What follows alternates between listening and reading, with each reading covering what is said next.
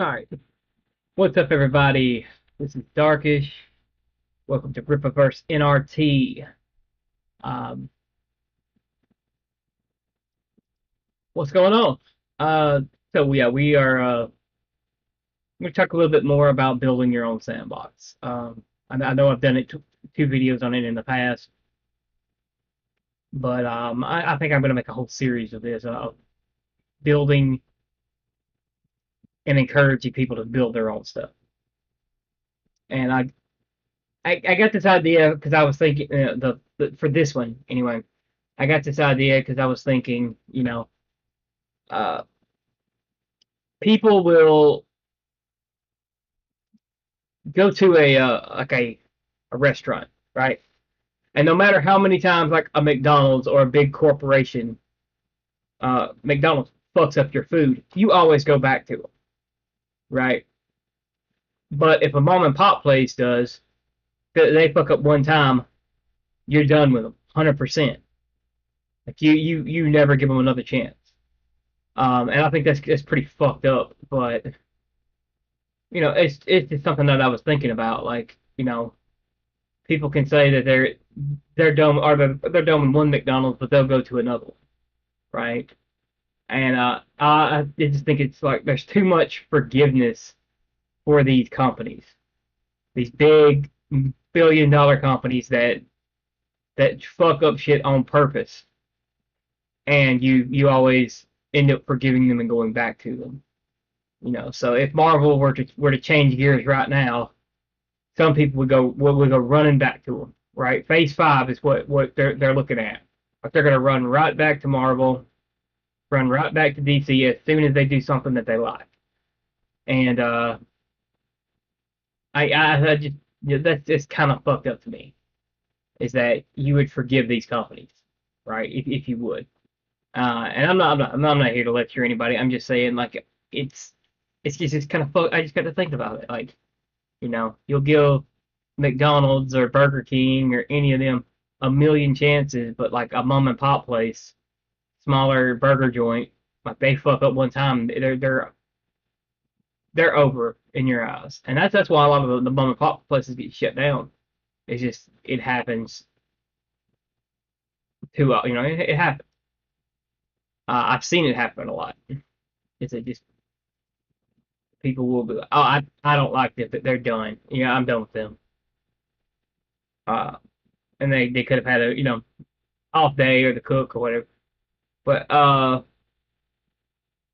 and that gets to the point of what I want to talk about today is like it's, forgiving these companies is a mistake, right?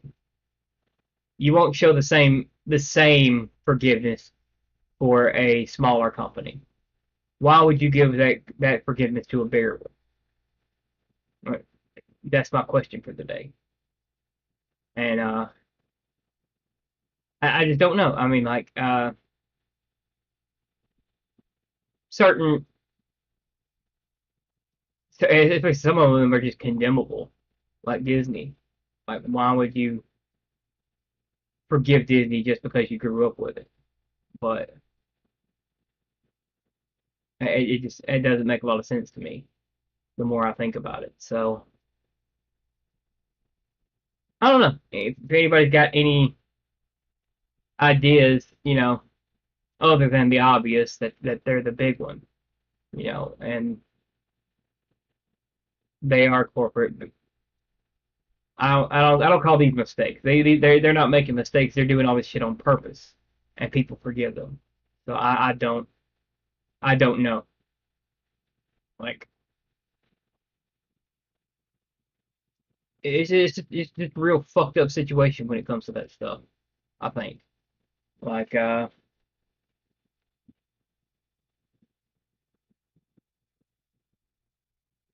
like would you no, that's lost my train of thought there. But either way, I mean it's just like I'm never going back to Marvel or DC for my never. I hope many of you do the same thing, right? That would be the best thing for everybody is that nobody uses them. But you know, I get it. You know, you want to take your kids to see a movie, or you want to, you know, go to fucking Disneyland, right? You know, meet Captain America and all them. But that's just it just doesn't register me why people forgive them so often. And I guess I just get to thinking about that today, like why? What purpose does forgiving these assholes serve? We should let them burn. I mean, let these companies drop to nothing, right? Don't give them your business. Don't stop giving money to people that hate you.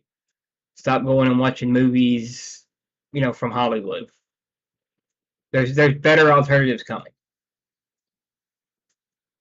from people that don't hate you. Why waste your time with people that do? And I know I'm quoting Eric a little bit here, but it's just that's just one of the things that I've just been thinking about is like I know in the other videos I've said, you know, look, let's build our own stuff. You know, work at your own stuff. If you're an artist, be an artist.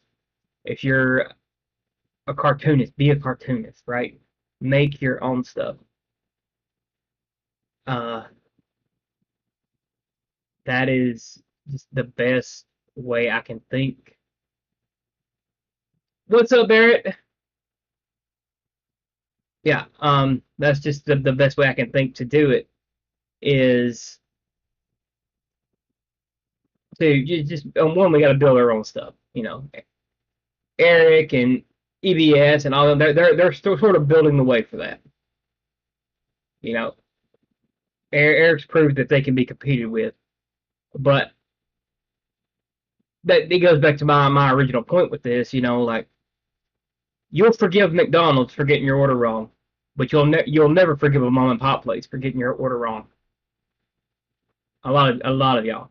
So I'm just think about that. Like you'll forgive the corporation for getting something wrong, but you won't forgive the smaller one who needs the money. You know, to continue to exist. The mom and pop place needs that money, but y'all won't give them when they mess up on an order. Why would you forgive the big one, right? So that's just is kind of where I'm going with this one. You know, it's just there's no reason to forgive these people, and if when I'm not even gonna say if they turn around, when they turn around, you know, are who's gonna go back and watch them, right? You know, I like I said before, I'm not attacking anybody, but who's going to go? Who's going to forgive these companies for what they've done, or who's just going to ignore them and let them rant and continue to go downhill? Like I'm not. I'm not going to be one that forgives them for anything. They could.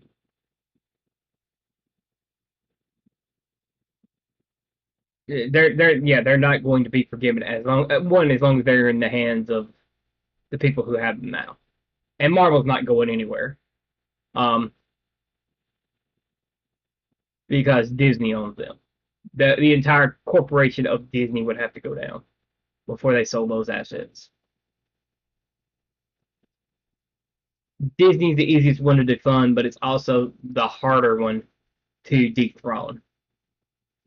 DC Discover have sold those assets. You know that they just bought those assets because DC's a dying company, dead company. DC Comics. Eric coined that, but yeah, I mean it's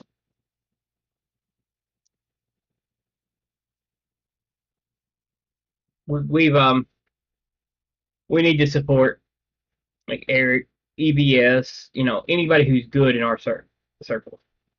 right? Don't just support them because they're there, but definitely support them if they're good. If you think they're good, definitely support them. Because and if you are creative at all, use that. Use that creativity. Use your God given talents. Because if you don't, they'll go to waste. You'll waste away regretting not ever doing anything with your talent.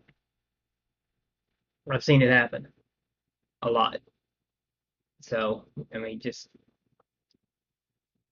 we've got to build our own sandbox. We got to play in our sandbox. We can leave them to their trash fire that they're playing in now. You know, we got kicked out of our we got kicked out of our original sandboxes, and now we're just building a new one, a better one. But we got to leave that sandbox to them. Let them let it stay on fire. Don't put it out. You know, let it remain as the litter box that it is. Don't clean it up for them. Don't forgive it. Is all I'm saying. We got to be do our own thing, no matter who discourages you from it. You got to do your own thing.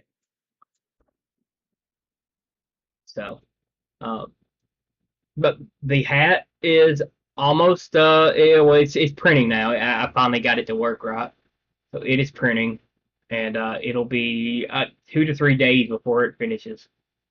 That's depending on me having to stop it for any reason and starting over. But it'll be 2 or 3 days before it prints, and then I'll have to paint it and all that. And pick, I'm gonna do a video where I'm gonna give everybody's names, give everybody who's subscribed a chance to get in on it.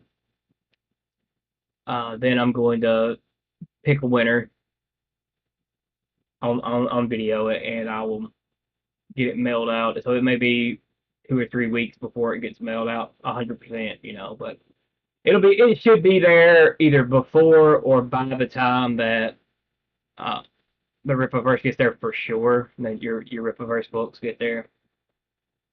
Just got to be patient with stuff like this with printing, especially if I'm having to ship it overseas. I'm gonna have to get some funds together before I can do that. But yeah, definitely, it'll definitely be printed before the first one will be printed before the week's out. And yeah, so yeah, if I could think of some other stuff to talk about. I've got my game tonight, so I've got to work on. I got to work on that and get it. We'll be live on Twitch if everything goes right. If not, we'll just play. But we're gonna be working on that tonight, so I won't be. That's why I'm streaming so early today. Is just getting that ready. I wanted to get this video done and over before I had to do that tonight. Everything is on track as far as everything else goes to work on my own stuff and get my own stuff. And what's up, Piggy? Uh, yeah. So like everything's in order. It's working right now, and it's some light work, just to get everything going uh, the way I want it to. So and just waiting on Rippaverse to get here and do content videos on that for sure. I mean that there it's gonna be big once we get going good. All right, we were off to a really good start, and it's only getting bigger every day. Like our community is growing every single day, at least in this little corner of the internet. Uh,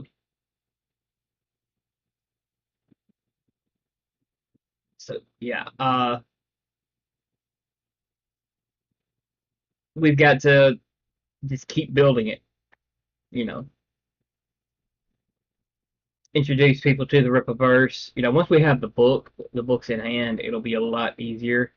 Uh, Eric said yesterday, I believe it was, that the hats he got were the second most expensive thing, and he's losing money on it. He's going to break even on that, and he might not even do that with the hats. But they're a conversation starter.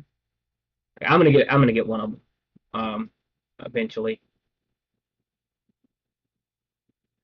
and yeah, just working at my own thing, trying to get it going. If any of y'all would be interested in a superhero style tabletop RPG, leave me a message in the comments. I will read them.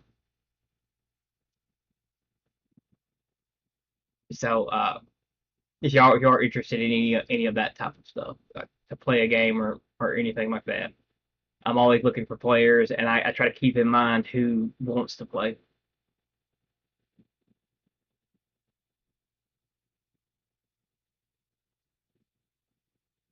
Slash and Burn Theory, what's up? Yeah, I've got to get a couple of issues myself because I'm gonna read the what's up, hell. I'm gonna get I got issue B, just because I needed to get it before it sold out, and then I'm gonna go back and get a couple issue C's to like show to my friends and stuff like that. So there's that. Um, but I was just yeah, yeah, doing pretty good. Like I was saying earlier, I'm on here early today because I've got to do a D&D game tonight on Twitch if I can get everything set up back to doing Twitch before then. I mean, I don't know if I'll host it or not, but we'll see. Let's see if I get it where it's good. Um, but yeah, it's like we are winning right now, and that is a really good thing. We've got to keep at it. That's just what I was getting at earlier. For those of you that weren't here when I was discussing it earlier, my question is why do people, like, say McDonald's gets your order wrong, and you will, well, versus a mom and pop place getting your order wrong. Most people will forgive McDonald's and go back to them, but they won't forgive the mom and pop place. For they're holding those to a higher standard, and but when that messes with them, and they don't get that higher standard, then they drop them. Right? Well, then they'll never go back, and then the mom and pop place gets shut down, or somebody will talk really bad about the mom and pop place or the smaller restaurant. So, like, why do you think that is? My analogy is of course, referring to Marvel and DC. Like, I don't know. I got to thinking about that conversation we were in the other night with the person that was Yara on here. So we were having a conversation about, like, it got into somehow it got the conversation got into like time travel in the Rippaverse, and I brought up the question, like, introducing. Hold on, 1 second.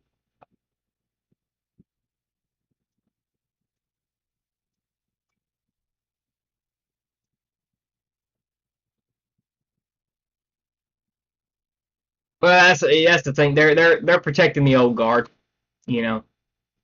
They are protecting the old guard. They're going to regret it eventually. Don't get me wrong. They will regret it eventually. Um, those people that wanted to be a part that wanted to block people from having that conversation are going to want to. They're going to be in the FOMO stage.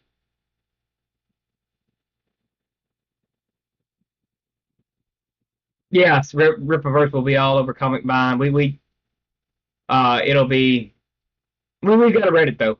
There is a Reddit page up for us, but you got to watch out for that. There's a lot of people that don't already trying to infiltrate it, right? You know what I mean? They're already trying to sow discord in it, and you'll notice it if you read it every now and then. So I don't get on Reddit much, but yeah. Um,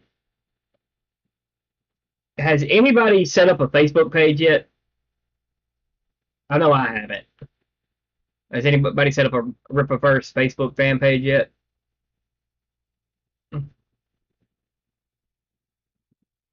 Instagram. Yeah, if we can. I don't really. I have it for my cosplay stuff, but I don't really use it for like my podcast and stuff. Instagram. I don't like the layout of it for because it's mostly pictures. So I'll use it for cosplay stuff. But which is funny enough because that's I've got my biggest following there. Um, this one's catching up though. This one is catching up quick. Um, yeah, I was gonna say if anybody has Facebook and you have one, if you haven't seen one, uh, you know, let me know, or we need to get one set up over there too. Um, for sure. Get the word out, get this thing spreading. I know Ripa always says that his biggest community is on Facebook, his second biggest community. So, like that may be one of the places we should hit up about a fan page, stuff like that.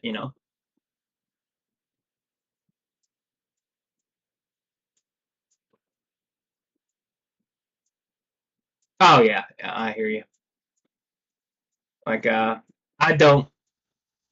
I use my Facebook for like personal stuff, so I don't really do a lot of this on there. Okay. Yeah. I don't do a whole lot of my broadcasting on there anymore, just because I decided to stick to my personal stuff, and I haven't I haven't revealed my real name or anything like that on this. But like I said, if you watch my channel and you've seen like my cosplays, you can find me pretty easily on there. I don't really. Like I said, I use it for more personal stuff than I do anything, and that's mostly like the messenger. But yeah. There's something else I was going to talk about. Like the cap is printing. It'll be 2 or 3 days if nothing goes wrong. If something goes wrong with it, I'll have to start over from the beginning. But here's hoping. I'll have to check the settings again if it messes up. But it's gotten off to a good start. Your first layer on a 3D print is the most important. So, but I've had some weird printer issues that where it'll print like half of it perfectly, and then like starting at the top, there'll be something wrong with the code, and it'll start just drawing all over the place. So because of that, I'm having to you know keep a watch on it. So, and I've got my D&D game tonight on Twitch. So Pokemon D&D game. So if y'all want to come hang out and watch, feel free. Um, I'm trying to make that channel grow as well, and I've kind of put it on the back burners for this channel, which this is the more important channel right now. This is also the biggest channel I've got. So I put all my others on every other little project like that on the back burner for now, other than like playing D&D and just live streaming it every now and then. Uh, but I was also thinking about running like a superhero game that's not connected to the big two, or any of those on Twitch if anybody in this would be interested in that. I've got a few people that are interested already, but I would like to, kind of build a superhero world that's I've got a couple games that we can use to do that. I'm trying to, once we figure out more about the Rippaverse, I'm gonna try to design a like D&D style game around it to see what we can do with that. But until then, Gilded, yeah, I have a Gilded account that I haven't used. I've got a Discord as well for this community. And that's you can access it with the lowest tier on my Patreon. So there's that. But I've got to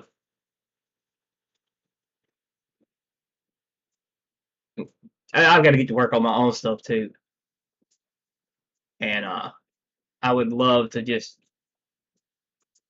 okay. I'm doing this every day. This is not changing anytime soon. This is brand new. I'm doing it every day. Once the Rippaverse comes out, I'm going to be putting out content videos. I'm going to be putting out character profile videos, theory videos, a lot more theory videos. Um, any kind of news related to it that's not just like shit that already gets reported on, you know. So I don't want to just like I put up the PayPal video to bash PayPal. I despise PayPal, but as far as the rest of it goes, like this isn't a drama channel. I'm not going to turn it into a drama channel just to get more views than I want. That's not the type of person I am. I don't care about the drama. Unless it pertains to just directly attacking one of us, a member of the community or something like that, them trying to bully us or something like that. I don't tolerate that, and I will, stand up for anybody in this community that gets attacked by anybody on the outside, you know, and I will adamantly defend this community against, I will gatekeep the shit out of this motherfucker. Like, for real. I will use every dirty trick in the book to gatekeep this motherfucker from them. Like I said, there's a few infiltrators on Reddit, but I don't post a lot on Reddit either.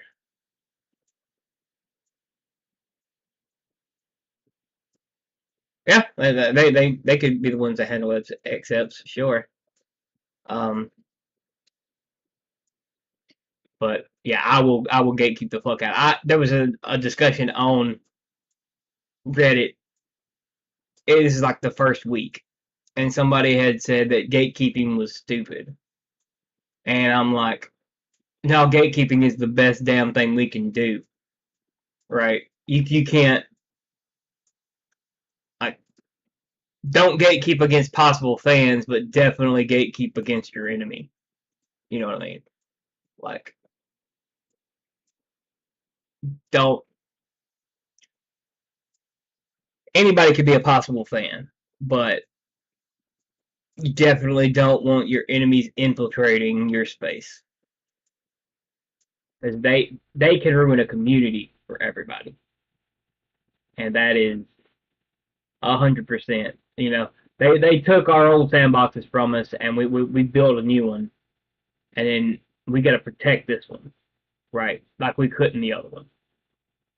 And I've said it before. Luckily enough, Eric owns this one, right? So we don't have to worry about writers telling us, if you don't like my shit, don't read it. We don't have to worry about activist writers. We don't have to worry about activist artists, actors, whatever. We don't have to worry about them in this. So the infiltration on the grander scale is not possible with this. but on the smaller scale, we have to protect it. You know, we have to protect our sandbox because that's how things can go really bad really quickly if we don't protect it, right? That's our job. Yeah, AlphaCore. Knowing more about AlphaCore, like their appearance caught my attention more than anything else. Like, um, I've said it that they are Chris Redfield green, and the girl kind of looks like Viper from Marvel, so that kind of caught my eye.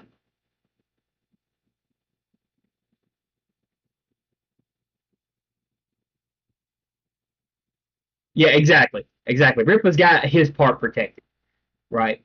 It's up to us to protect the fandom part, right? If we don't, then nobody will. And if the fandom gets infiltrated by a bunch of activists and we quit on it, then you know the Rippaverse falls anyway. We can't have that, right? Um, I think we're all on the same page for now as far as the fandom goes. Is that we've got to protect it, but like people who say, "Oh, gatekeeping is stupid," okay, yeah, you're starting to sound like an enemy. You know what I mean? Like you're starting to sound like. Um, and like I said, now we're never going to turn away fans or anything like that. If somebody wants to be a fan and be a real fan, we will welcome them with open arms. Just don't come in here posing as a damn fan.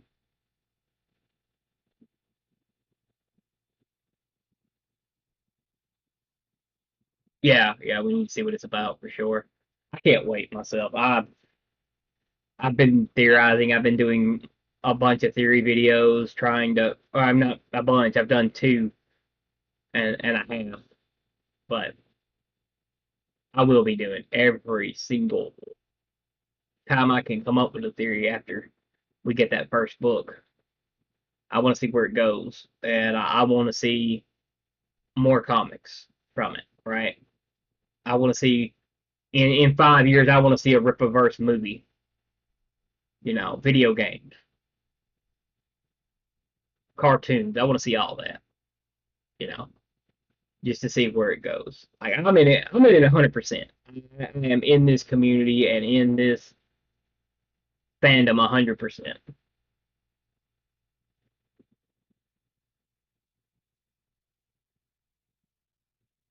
I shit on Marvel. No, that's what it means for now, anyway. But I think it's asymmetric, and I think his power has something to do with gravity.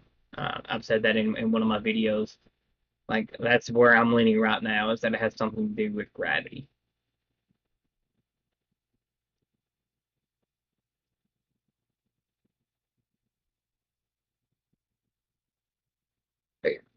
Yara looks like she's just had a rough time without him there. That's what I'm thinking. Like she's had a rough go of it since Isom retired. She's been having to be the main hero, or the Alpha Core has. One of them has, but they've been having to be the top heroes, and I don't even think Isom is the top hero in the universe. Uh, he might be.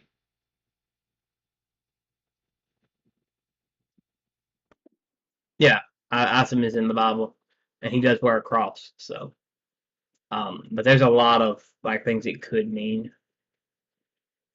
Could be an anagram. It could be just really any acrostic. It could be an acrostic. It could be anything as far as his name goes. But yeah, us just as far as the fandom goes, though, it's we're going to win. Yeah, Awesome could have been an Alpha Core member. I'm my theory is that the leader, the big guy in the Alpha Core, Awesome and Yara were all teammates in the past, right? That's where I'm leaning with that one, is that they were teammates. Like they could have been like the Justice League or the X-Men something, but they were teammates. They all knew each other. The other two Alpha Core members are probably newer, but I think that they all knew each other, and then Isom retired on them, because being a hero wasn't for him at the time. So that's where I'm leaning towards with it. But I don't know. I can't really say anything. I don't. None of my theories are concrete until for now. Like I'm not really confident in any of them other than like the death theory I came up with, or the time travel. Like if Rip was going to introduce time travel, it's going to be through one character coming from the future or coming from the past, right? It's not going to be like an overarching, and there might be an overarching story involving the future or something, but it's never going to involve like changing the past to fix something. But if time travel is ever introduced, that's what it's going to be. And that's kind of where I was going with that, because I had somebody in here the other day who was they got mad because I realized I told them, I'm like, you might want to read the ethics again, and or listen to Eric say it again. You might want to do that because yeah, what made him quit? And I figure he saw something horrible, um, as far as that goes. But like, yeah, somebody got mad because I was I was saying, like, you might want to go read his code of ethics again. It doesn't say that there won't be time travel. It says that time travel won't be used to fix things, to change things in the universe. It also says that retcons will not be. It's not going to be full reboots. The retcons can happen. Retcons to a specific story that give more information later that wasn't written in the first book. Those types of things can happen. Time travel is not going to be used, but that doesn't mean that a character won't be introduced like from the future or something like that. But somebody got mad because I told them that, and then they read it and they're like, I mean, they just completely just dropped off as far as that goes. They don't even want to be part of the fandom because of that, and that got me to my question about, okay, so you'll forgive McDonald's for messing up your order, right? But you won't forgive the smaller mom and pop place. That's kind of what brought that question up, because I've noticed that a lot in real life. Like somebody will be like, "Oh yeah, I want to check out this steakhouse," and then somebody will be like, "Oh no, they're trash. Don't go to them." And then, but you'll always forgive McDonald's or Burger King. So that kind of brought up the question for that, and it's just,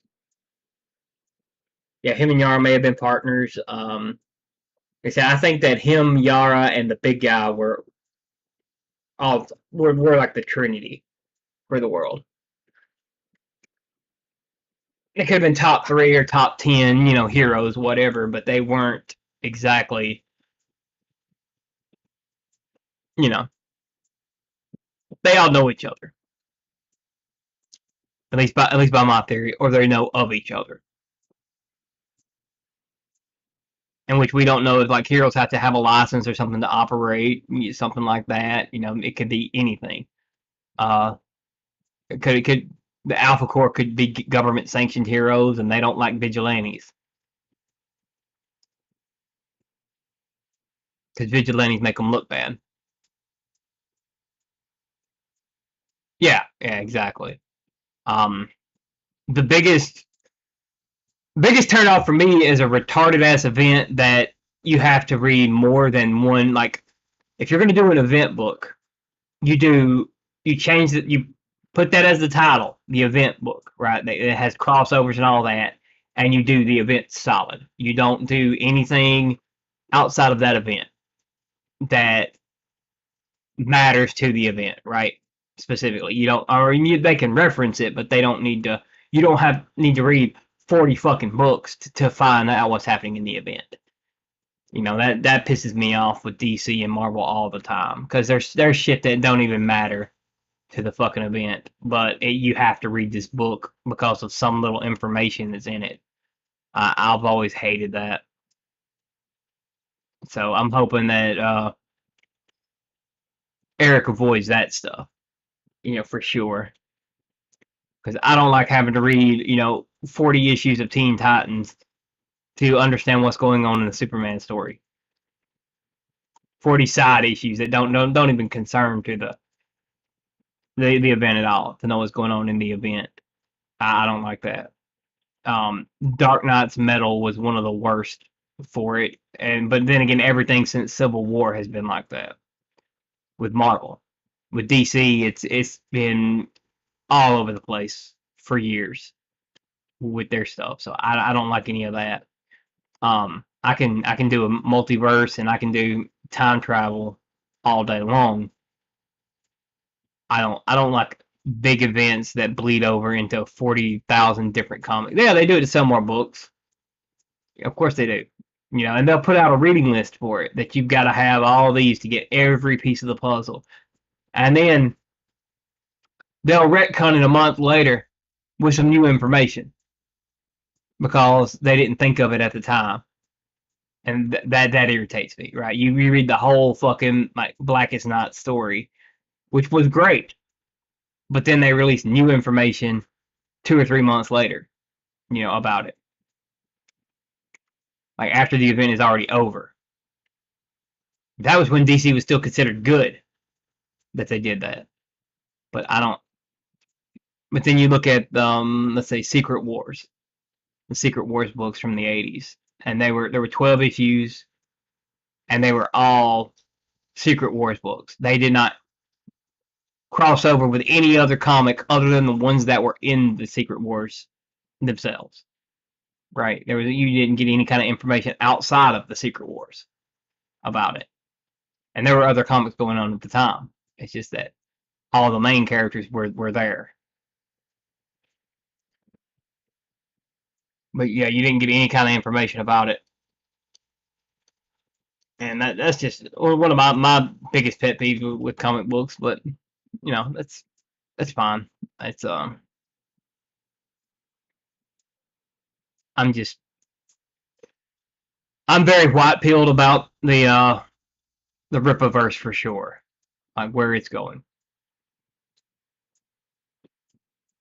Yes, yes. Hush was one of the better Batman stories for sure. I like The Longest Halloween. Like that's one of my favorites, and I like I could go into the stories that I really enjoyed. Hush wasn't really an event though. Hush was because all here's how you know a DC event, or at least to a certain point, right? They're all named Crisis. So everything in DC when it comes to a big event, a big universe spanning event, is always called a crisis until you get to Final Crisis, and then you have Blackest Night and Brightest Day after that. Mm, New 52 doesn't do that at all. They don't do the crisis thing. Then Marvel, every big event used to be a war. So it was Secret Wars, Infinity War, uh, Secret Wars, mm, all of that. That used to be the big event. The big event. Crisis on Infinite Earths, yes, for DC. It was always a crisis in the name. Oh, I think there's gonna be a detective story in the first issue. Like I think that Isom is a full on detective. He's gonna lean more towards like the Batman type.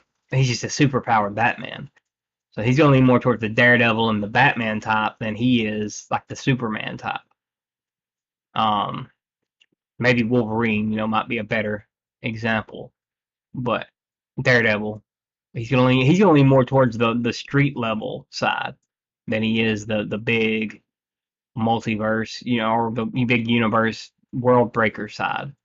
The big Alpha Core dude's gonna be that guy. He's gonna be the big event character, like the big world breaker.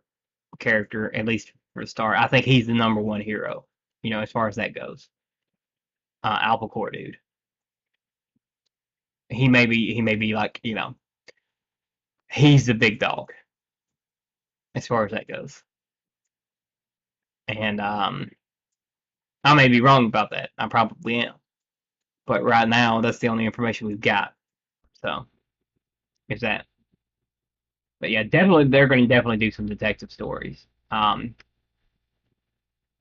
don't know what else they're going to do, but there's definitely going to be some of those, and there's going to be some world-ending plots that are going to be on the larger scale side, and there's going to be smaller scale stuff, detective stories. There's going to be a darker side of the universe that's going to come out eventually. Um, More magic, dark, Vertigo type stuff. It's going to come out sooner or later. Uh,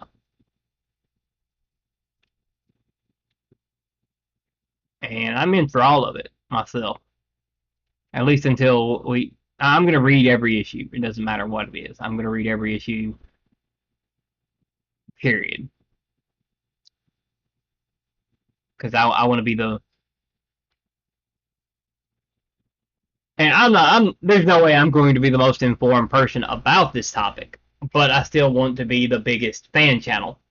You know what I mean? Like, that's my goal, is to be the biggest fan channel for this while I'm working on my own stuff. And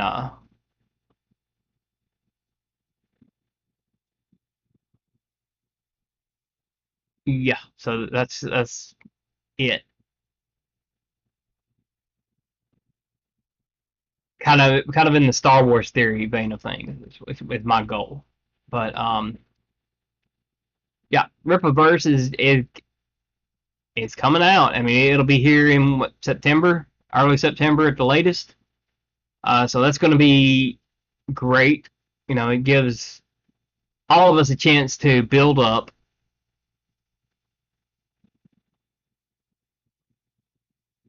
Oh man, I don't know what kind of titles he's got up his sleeve for sure. Like, I don't know. Like, I'm wondering myself, like, everything as far as it goes. I don't.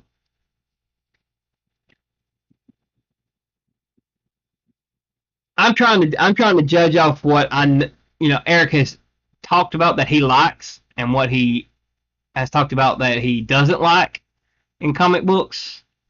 I'm leaning towards. I'm kind of paying attention to all that stuff. Like, I know some of the types of characters that he likes, and then I know some of the types of characters that he hates. So,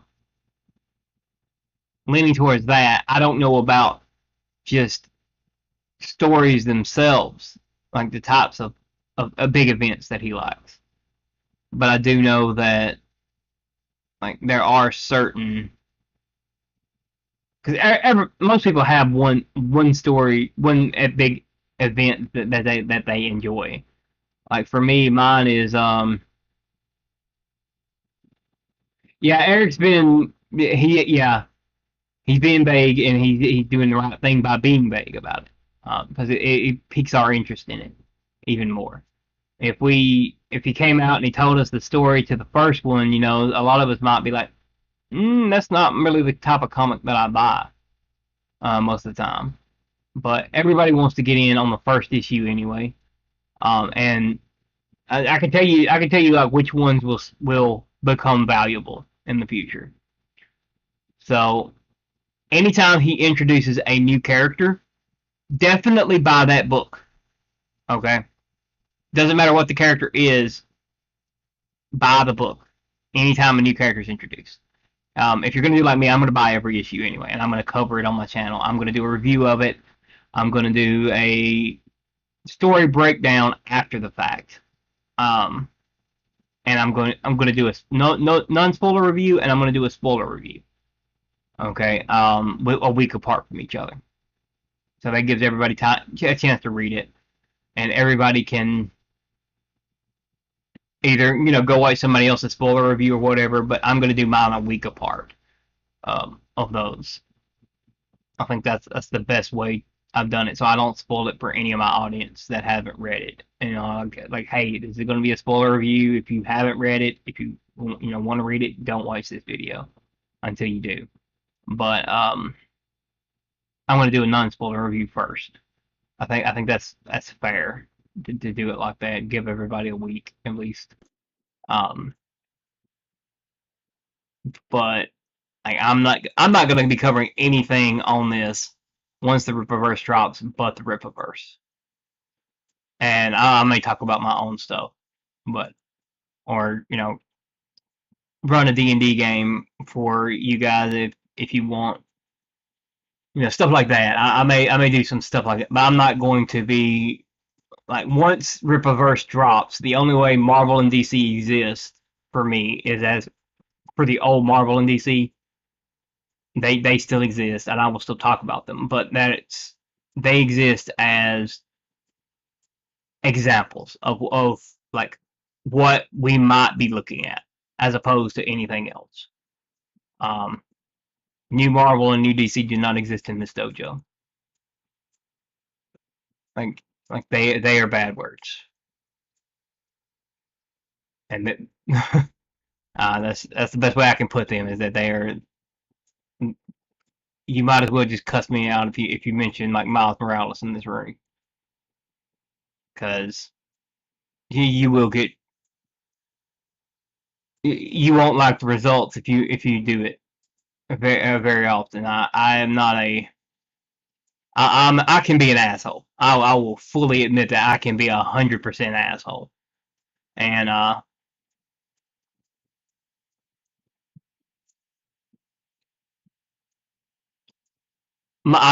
a very opinionated asshole as far as that goes.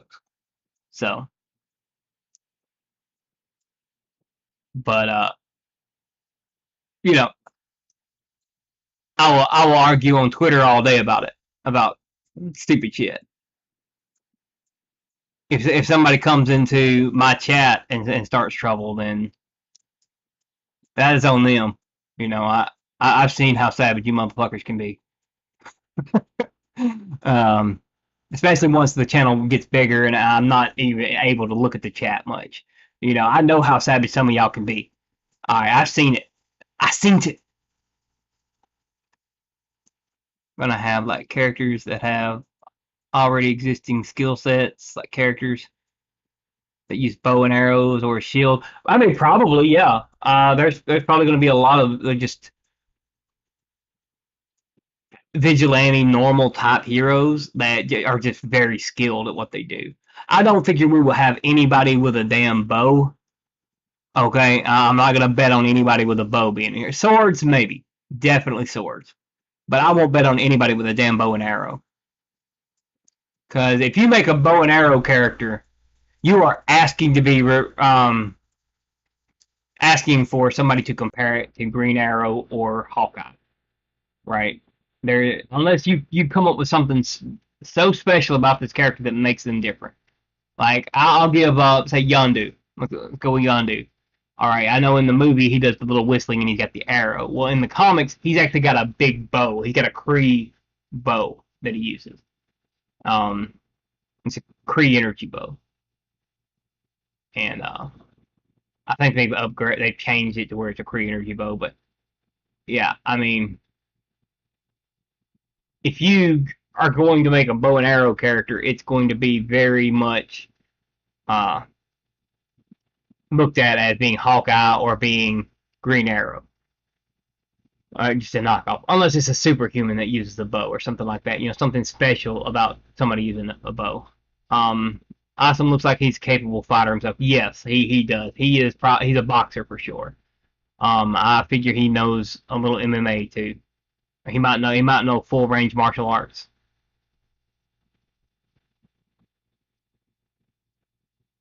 Yeah, yeah, yeah, like that. Like he shoots him with a magnetic bow. Um, I know people used to think that Grifter from Wildcats and was a knockoff of Gambit. People who hadn't read the comic, they used to think that Grifter was a knockoff of Gambit because of their names. And then I'm like, Grifter uses guns. Like he doesn't blow shit up. He just uses guns. And he's not Cajun. So why would you think that? Warblade, I could understand them saying, like, oh, he's a rip off of Wolverine because clawed heroes, but you know, more so he's a rip off of Venom than anybody. If he's a rip off of anybody in that, and uh, yeah, Youngblood. Um, I brought up Youngblood the other day because I was talking about like how the Spawn multiverse works. And I'm like, okay, so Spawn has his own multiverse. Spawn exists in his own universe, but he also exists within the Invincible universe and the Wildstorm universe. He exists as a character, but he's more of a Easter egg or a just there. He's not really. He killed one of the. I think he was killed in one universe by an evil Invincible. Um, but yeah, Ripclaw was actually from Top Cow. All right, and he got put into the Wildcats as an enemy to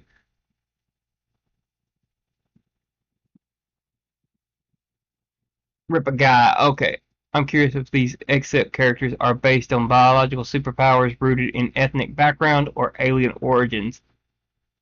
Uh, both. I think both. Like, I think that they're a mix between mutants, metahumans, and probably I think everybody with with powers from Earth will be considered an accept. Um, yeah, welcome to the chat, Rippa guy. For sure. We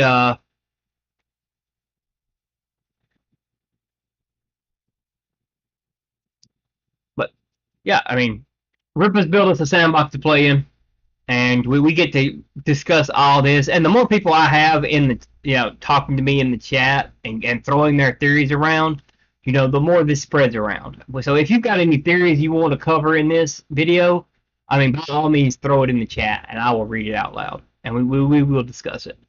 I've kind of burned out my theories for now because I don't have enough information to go off of. So I'm thinking on some more, but I don't really want to do a video on them yet until I'm 100%. Like the best one I did was the death in the universe. Um, yeah, okay, so yeah, how magic works in the Rippaverse. So it all depends on if he goes the Marvel way, the DC way, or another way, right? So a lot of people do not know this unless you read all of them. So, like, yeah, I'm thinking Elemental for Yara for hers. But so magic in the Marvel universe, it is powerful to a point, but like to the point of Doctor Strange or Asgard, right? It's not a cosmic thing. The power cosmic is the big power in the Marvel multiverse. Okay, so it's more based in super science and science. Even the magic in the Marvel universe can be broken down into science. Um, in DC now, this is where it shifts because DC at the smallest points of it, at the largest points of Marvel, it's science, it's super science. At the smallest points, it's science in DC. At the smallest point, science is the big thing. Up the higher you go in Marvel, you get to, or sorry, in DC, the higher you go in DC, magic is the superior force, right? Magic is comparable to the power cosmic in Marvel. It's even greater in DC. Like the highest pinnacle of technology in DC is like Krypton, Oa, uh, the new gods. They're the highest pinnacle. And if anybody brings up Doctor Manhattan being the most powerful character, I'm gonna say that the person who wrote that book is stupid. Okay, the person who wrote Doomsday Clock is retarded. So, um, Dr. Manhattan is nowhere near the most powerful character in DC. He's not even top 12. Okay? I will call you retarded to your face because you've never read a fucking comic book. If you think that. There are 7 beings that would just snap their fingers and Dr. Manhattan would no longer exist. Okay? Just 7. There are 3 beings more powerful than them, at least, or on the same level as them. Okay? Lucifer versus Dr. Manhattan. Dr. Manhattan is an ant. Okay? He's an insect compared to Lucifer in the comics. Compared to Michael, he's an insect. Okay? Uh, he is nowhere near comparable to the source. Dr. Manhattan is retarded. And the person who wrote the Doomsday Clock is fucking retarded. Okay? Anything like no. I will argue that all day. I will get mad and y'all will see me do a drama video real quick. But the highest things in DC are magic. Right? You've got God, the source, Lucifer, Michael, the Endless. That's 10 characters right there that are at the top. Then there's Night, Time, and the Endless younger sister. I'll have to go back into Overture and read it. But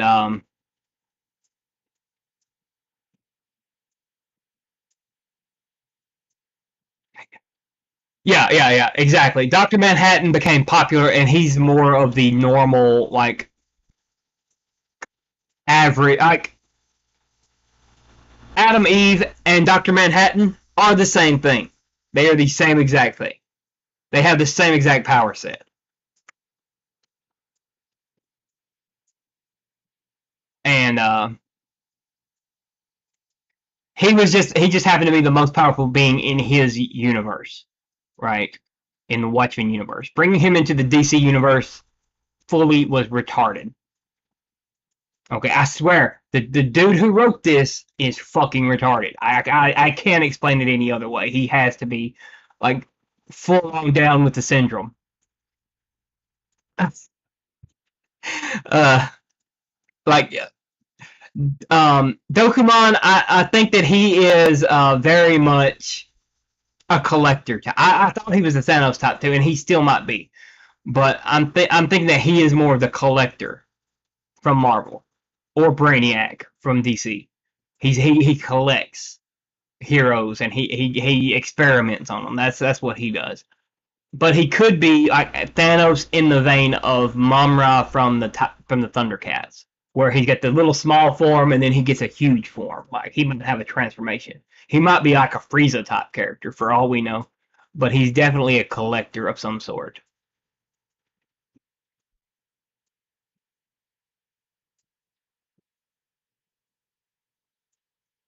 Yeah. There's definitely I'm going to get them before the campaign is over. I'm definitely going to get them. Um, and I will talk about them once I get them. Um, but yeah, he's looking more like a collector, like kind of a mix between the collector and the watcher and a watcher or the Beyonder. If you know who the Beyonder is. He might be kind of on that scale, like to where he is collecting heroes and he's throwing, you know, he's he might be collecting information about them first. So I'm leaning towards Brainiac and maybe Momra.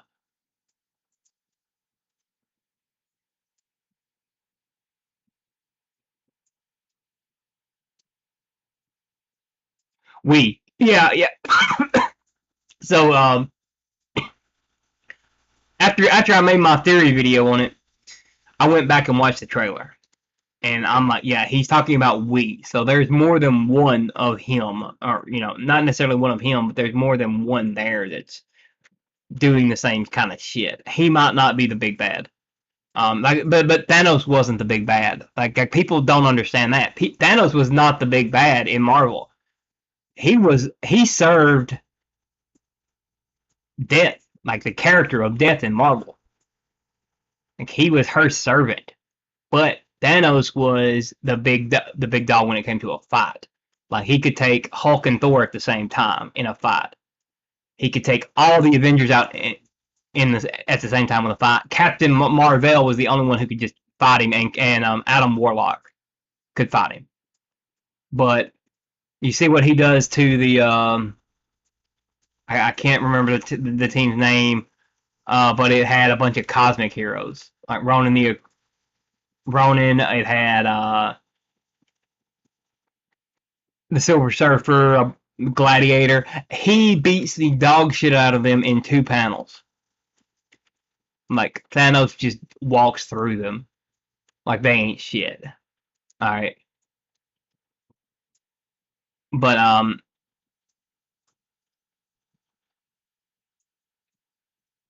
what's up, Jester? Yeah. So I'm gonna be getting the cards, and I'm gonna be covering the information that we have there because that'll give me more. Oh, now Silver Surfer could just disintegrate Doctor Manhattan. Doctor Manhattan is not shit. All right, he ain't shit as far as a comic book universe goes. It's just that his powers seem impressive to an outside observer, and I'm sorry when they wrote in that book. Somebody wants me to, whoever is it keeps bringing up Doctor Manhattan. They know that I'm going to rant about Doctor Manhattan every time it gets brought up. Okay, so Doctor Manhattan's powers ain't shit. The person who wrote it is fucking retarded. Okay, yeah, you got Darkseid and the Anti-Monitor. They're way above. Okay, so this is the most retarded part of it, right? So Doomsday Clock.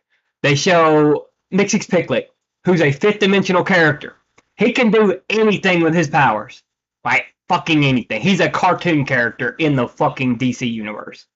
Like cartoon physics and everything. He can do whatever the hell he wants with his powers. And they got him, and this is one of the things that they do. So they'll have him freaking out because he sees Dr. Manhattan's powers. Okay? What the fuck? I'm like, this is a character that messes with Superman routinely. He picks on Superman and he's like, fuck you, we're gonna have fun today. Like it's not even a fucking deal there. Right? I'm gonna do some fucked up shit and you gotta trick me into saying my name backwards. That's how you get rid of me. You gotta trick me into saying it. Okay? But Mxyzptlk freaking out over Dr. Manhattan's power. That is some retard who's writing this fangirling over fucking Dr. Manhattan. That's all it was. They liked them some big blue dick. That's all that is. And they're fucking retarded. They're down with the syndrome. I will get demonetized by bringing up Dr. Manhattan, okay? I will do it. I don't give a fuck. So anytime y'all want me to rant in the chat in future videos, y'all know how to do it now. Because unlike the person who wrote that book, I've read these books. And if you can't see what they are from there, these are the Sandman books. These are all Sandman. This whole stack is Sandman. Okay? And these are the readers, the big thick, they get the whole arc in them. And I've got a couple of the death issues, and I've read all the Lucifer comics. I don't have any of them, but I've read them all.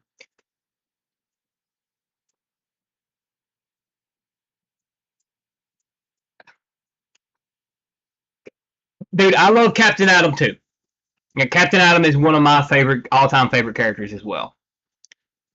But I gotta give it to Dr. Manhattan on this one, unless Captain Atom can absorb him. Dr. Manhattan blows him up. 99 out of 100 times. That's the one, like their powers are too different for them to be comparable. It's like Dr. Manhattan's powers, he can set off stuff at the atomic level. Well, that's all that Captain Atom is he is the atomic level. He's an atom bomb. And Dr. Manhattan can snap his fingers and set that off. So, yeah. I won't give that. I love Captain Atom, but I can't give him that fight. Um, I will give anybody else on a larger scale that fight though. Darkseid would just demolish him. Even pre-retarded Avatar God Darkseid, would wipe the floor with him. The Omega beams. You can't fuck with the Omega beams unless you can fuck with the Omega beams. All right, you don't fuck with the Omega sanction. You can go down the hill. Okay, all right, buddy.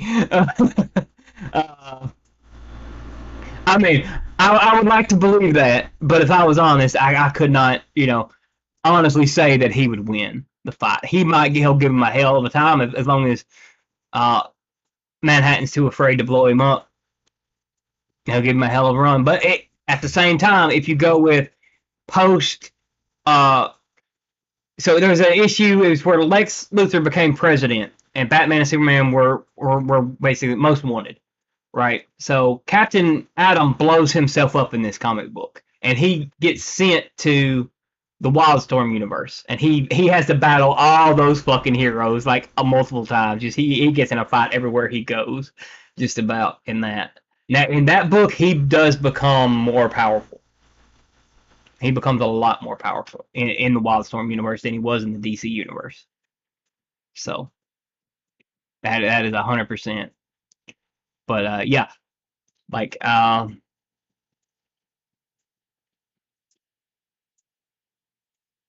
I will I will die on the heel of the guy who wrote Doomsday Clock is fucking retarded.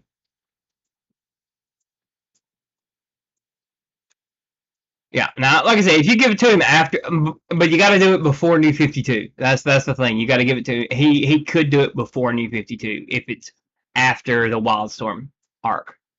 He might could take out Doctor Manhattan.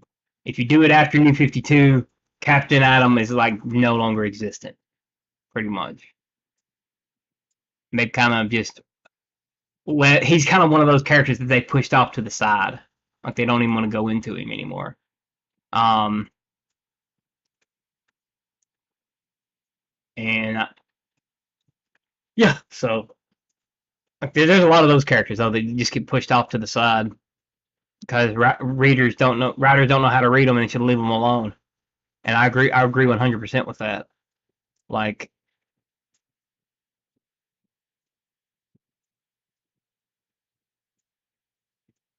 oh yeah, they're definitely gonna have some science-based characters, like hands down.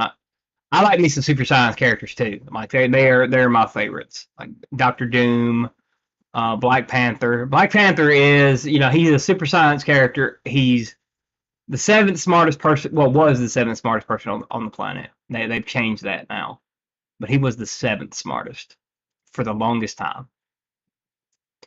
And he's a super science character. He's got the suit of armor. He's a martial artist.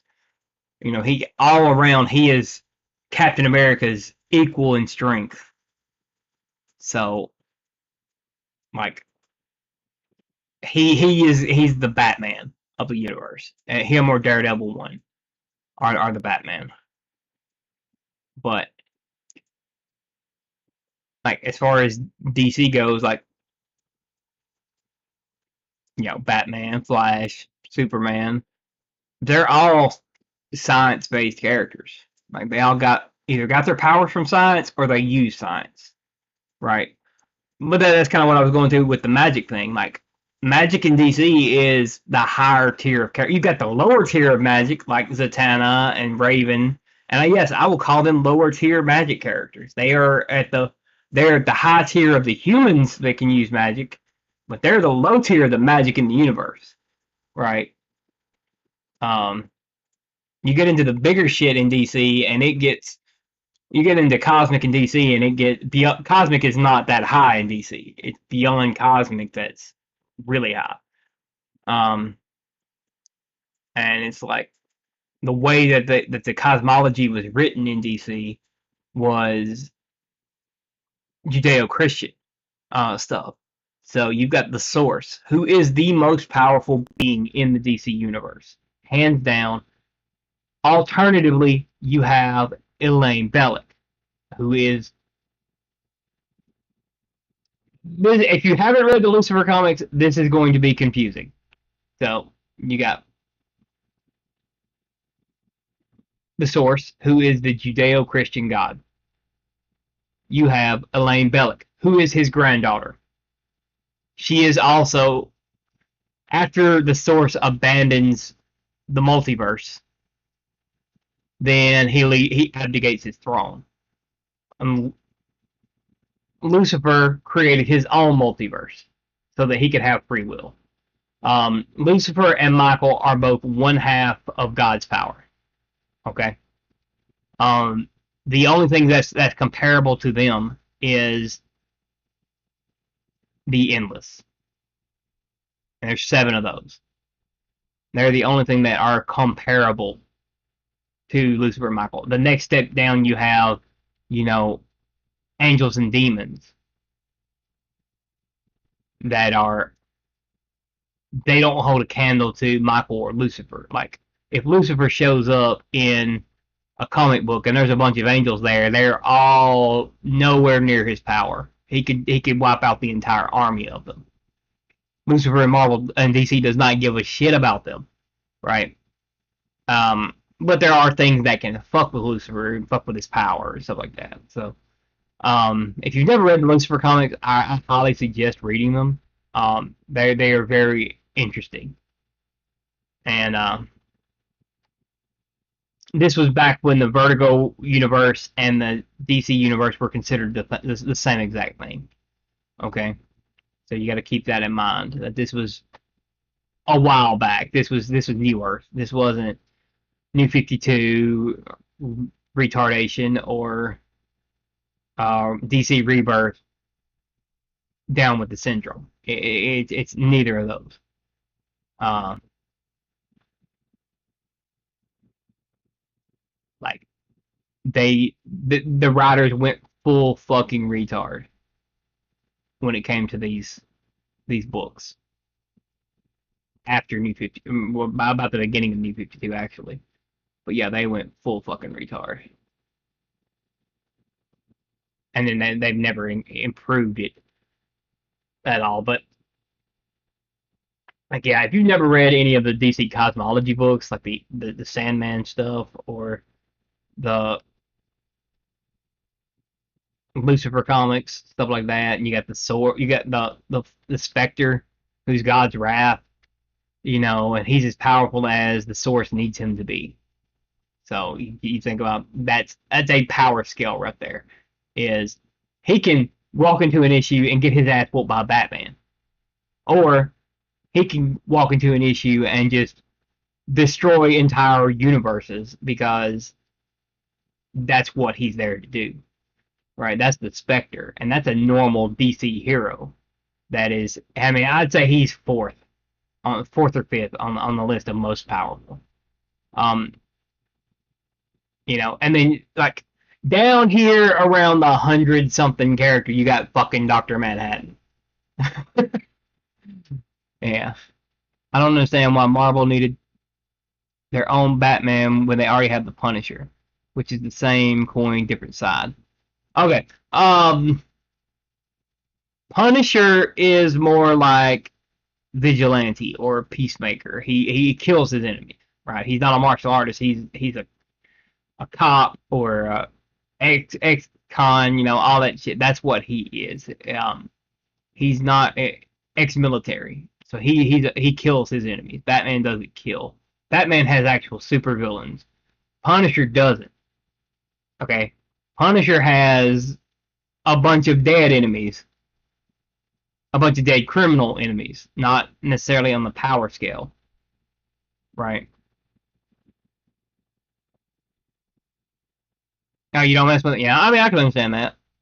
Um, you could definitely read the Sandman without having to worry about that, but Lucifer kind of goes into it a lot. Um,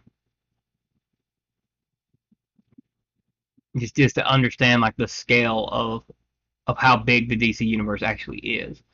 And in Marvel, they've got the one above all, but that's it's comparable to the source, but it's not the same thing either.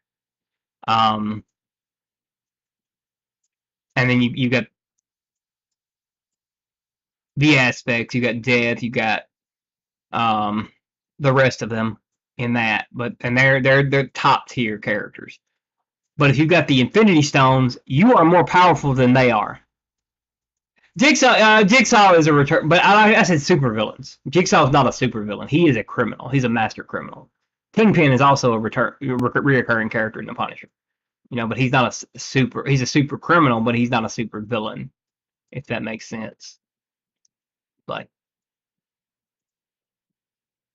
yeah, the tribunal and the one above all, yeah. They're the highest tier. But if you have all six Infinity Stones, you're above them, right? If you take the Beyonder's powers, like Doctor Doom did, you're beyond them. So the Beyonder is the top tier character. He's kind of the one to not fuck with. But Doctor Doom does every chance he gets. He steals the Beyonder's powers. So like his powers can be stolen, where the death and the others can't really be stolen by the same means. So there's a degrading power scale there. But as far as all that goes, I mean, it all depends on who's writing it too. You got to consider that. Which Marvel or DC retard is writing this story, and which editor let this shit go through? Because you got to remember, there's always an editor that has to look over those stories, and they're like, yeah, I'm gonna let it through. I'm gonna let it coast. It is happening.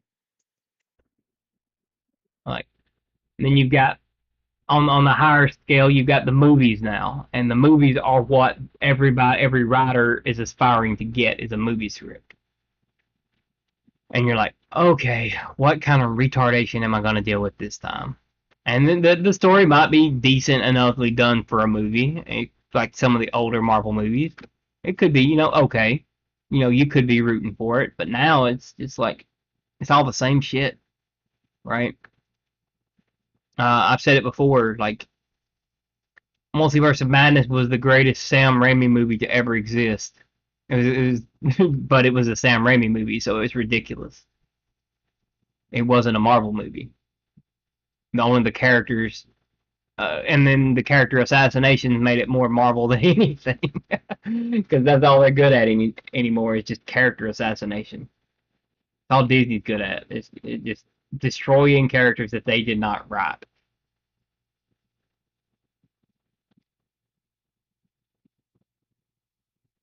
Instead that they did not create. And then that if you look at it, their original characters are not popular. They cannot make them sell.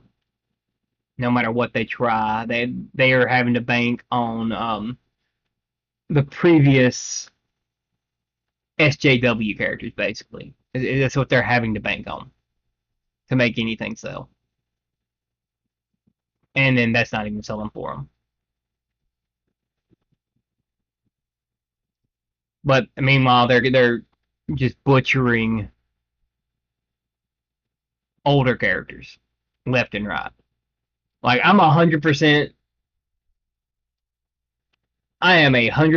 certain that the reason that they assassinated Wanda's character in Multiverse of Madness was purely because her and Brie Larson don't get along, and Kevin Feige has a huge boner for Brie Larson,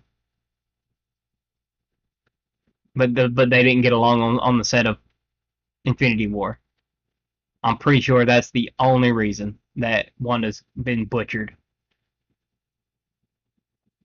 But she's an extremely popular character, so Wanda is. Wanda's way more popular than Captain Marvel ever was.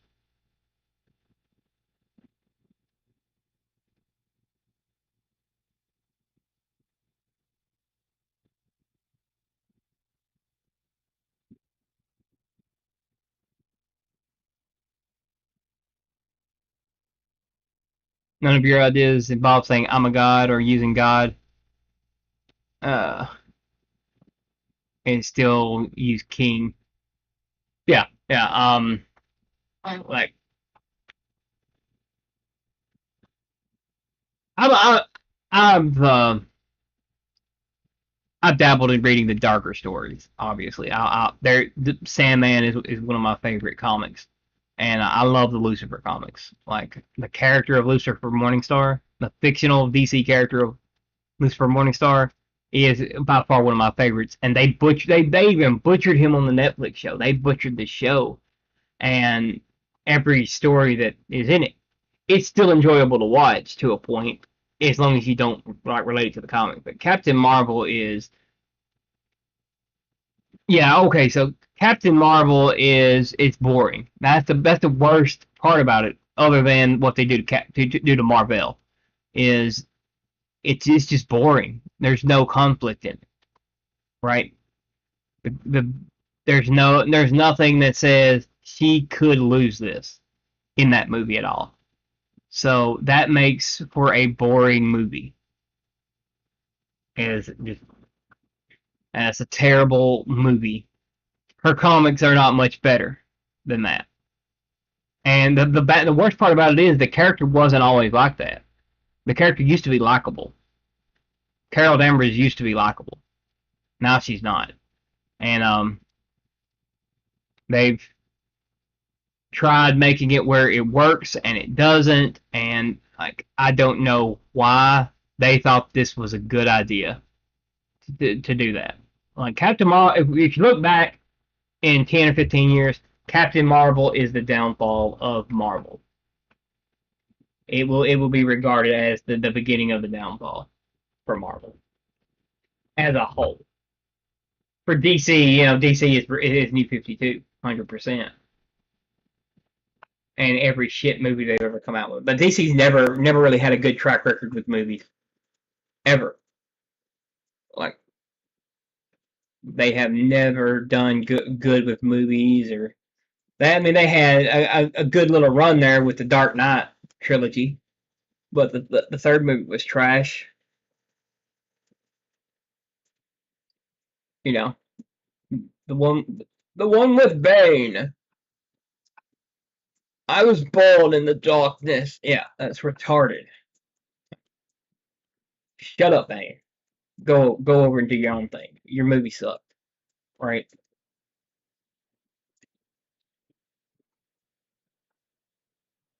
Yeah, exactly. Okay. So DC gave up the trademark uh, for it. DC no longer handles Captain Marvel. They named their Shazam. They gave theirs up. So Marvel has full reigns on it now. DC let Marvel have it finally.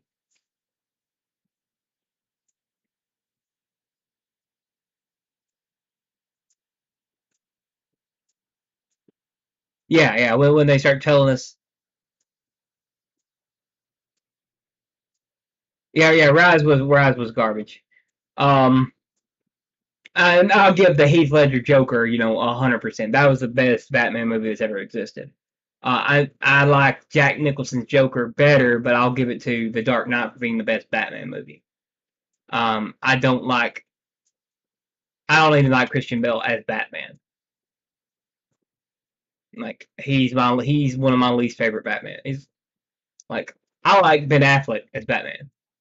Um, and I've already got people unsubscribing from my channel right now. I know it, but he looked like Batman the most to me, right?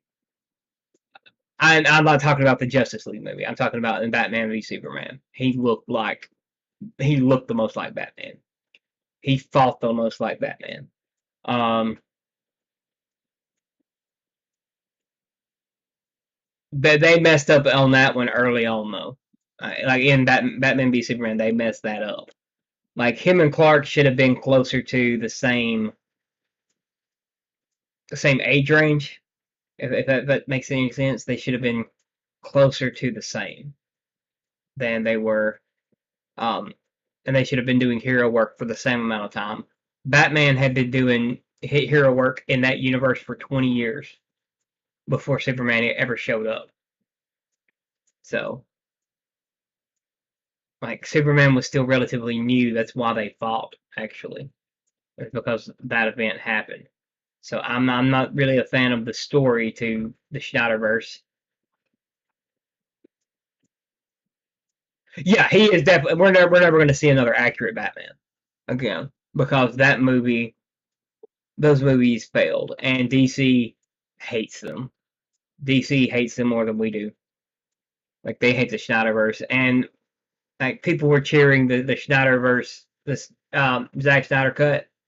I was I was just mad about it, like because I knew what they were doing. I knew they were never going to continue the actual universe. If you think about the only ones that got actual sequels after that, it's Aquaman and Shazam is getting one. You know, they're keeping it going until they reboot it, and then they're gonna recast everybody anyway. But we've gotten two Batman movies that are not even connected to it at all. Um, since then, we've gotten Joker and we've gotten the Batman. They're not even connected at all to the Schneiderverse. So hiring Joss Whedon was the biggest mistake they ever made, though. Like they should not have hired him to do that, but they also shouldn't have hired Zack Snyder to start it. Sorry, not sorry. I'm not a Snyder bro, but they should not have hired him to do the to run a universe, right?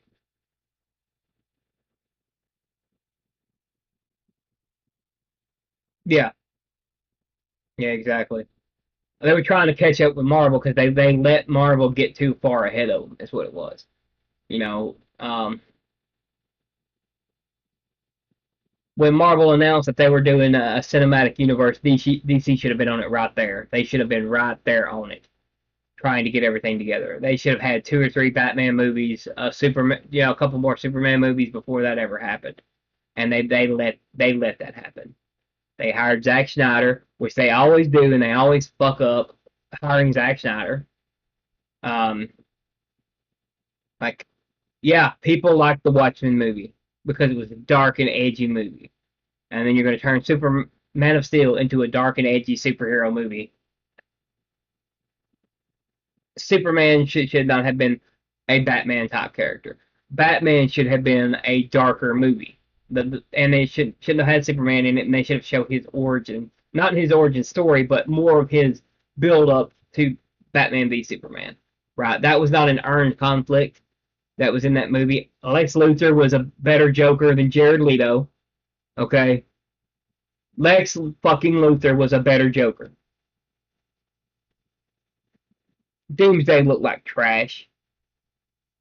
Wonder Woman did good, but Justice League was trash because Joss Whedon basically made Avengers 2.0 or Avengers 1.5, whatever. It's the exact same story, but it's like a B movie version. It's a B movie knockoff of the Avengers movie. But he made the Avengers movie too. That's where Marvel. Joss Whedon became unhireable by Marvel after Age of Ultron because he pissed them off. He pissed off Kevin Feige on him. That's why Agents of Shield never got made into the MCU.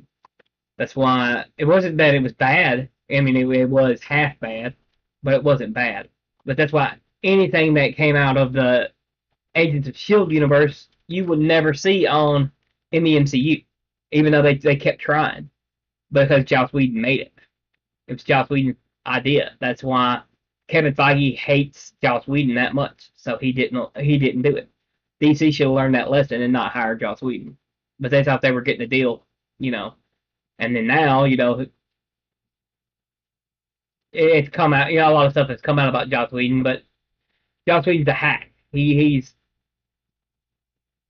a comedy writer who who's tried his hand with and he's failed upwards. He's gotten lucky, right? So you got Buffy, you got Angel, then you've got all the other shows that have failed, right? You got, I mean,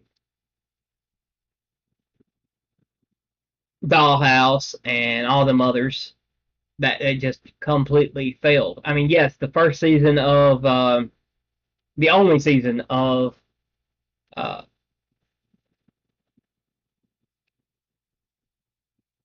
Serenity. I'm trying to remember the damn Firefly. The first season of Firefly was good, but who's to say it would be good after that if it would have continued? It getting canceled was the best thing that could have happened to it. You know, believe it or not, that's the best thing that could have happened to that show because it made it a cult classic because it remained good because of that. Um, you can't. It is a bunch of hacks. That's all it is. A bunch of hacks and retards trying to write stories that they don't even understand. Like if when Batman cracks a joke in a fucking Justice League movie, whoever wrote that line for him needs to be slapped. Whoever directed that scene needs to be slapped. Ben Affleck needs to be slapped for saying, "Nope, wait, this is not Batman." We're not countering it. But Batman cracking jokes, and they're Joss Whedon jokes. They're horrible. They're snarky. They're not even good. Right? It's veiled attempts at humor that Batman should not be doing. But I mean, yes, the Zack Snyder movie, whatever. Who gives a fuck? It's been there's never going to be a Snyderverse that's going to be released. So DC fucked the pooch with that one, but they've always fucked the pooch with movies. They've always sucked at it. Marvel sucked at it, but they're just better at hiding it.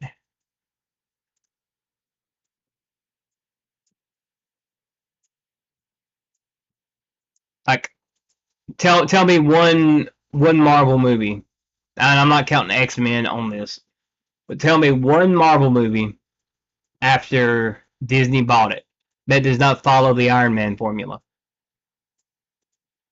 until you get to like Multiverse of Madness or the until you get to the Multiverse Saga, right? Name one origin story movie that does not follow that format.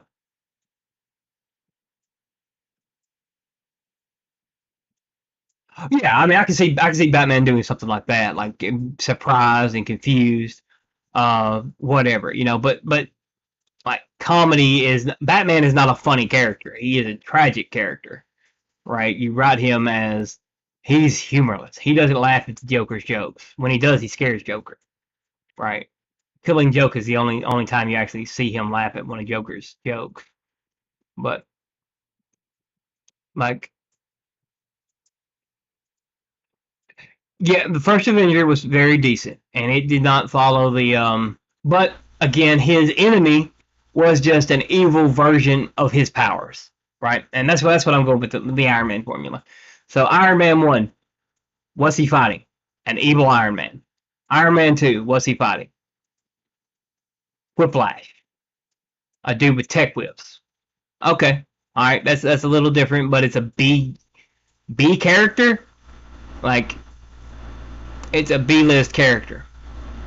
It's a B villain. Why are you putting a B villain in a movie as a main antagonist? Like he should be working for somebody else. Mm. Thor, he's fighting Loki. You know, he's fighting against Loki, which I'll give him that. That's not just an evil version of him, but it is an evil Asgardian, and he fights the Destroyer armor. You know,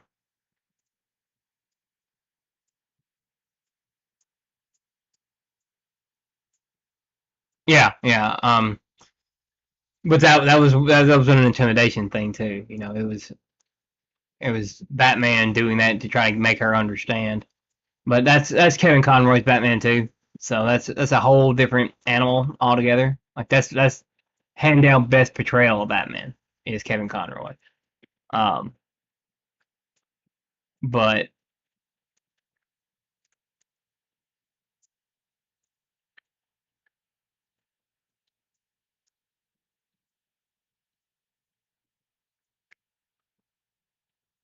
Yeah, and see, and they would not allow like the Netflix stuff to be considered canon, even though it wanted to be, and that was kind of a fuck up for them. But now they've kind of embraced some of it, right? With Hawkeye and Spider Man, you know. But I was a fan of the first season of Daredevil, and I watched it, and I watched the second one with the Punisher, and then I watched Punisher season one. I was more of a fan of Luke Cage and Jessica Jones than I was Daredevil, but there are also a couple of heroes that I enjoy. I don't read a lot of Daredevil. I don't read a lot of the Punisher um anymore. So there's that. But yeah, it's like just as far as everything goes, it's my nothing is good right now. Nothing is good on. I'll watch old sitcoms all day long before I waste my time watching any Marvel shit or any DC shit. Right. I'd rather watch Parks and Rec or The Office, anime. I'd rather watch any of it than anything. Like, the Marvel movies are not rewatchable to me, and that's a problem. Any of them. I mean, any of them. They're not rewatchable to me anymore. I can watch them one time and I hate it. Um, I didn't always hate it, but I can watch them one time now and I'm done with them.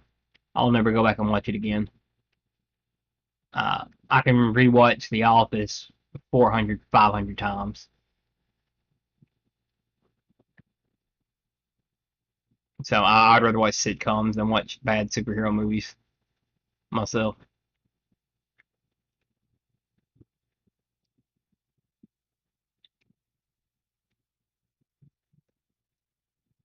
That's just me though, and I'll watch an anime every now and then. I don't watch that much anymore, but it all depends on what's out and what we've uh got to watch.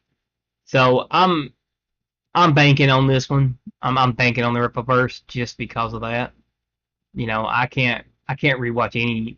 I can go back and watch like X-Men, the X-Men movies, any of them really, except for like Dark Phoenix.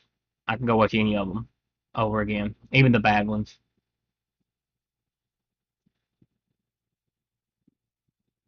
Oh yeah, no. There's no way we're gonna like every single thing. There's gonna be a bunch of characters I imagine we hate in the first book, but it's like there's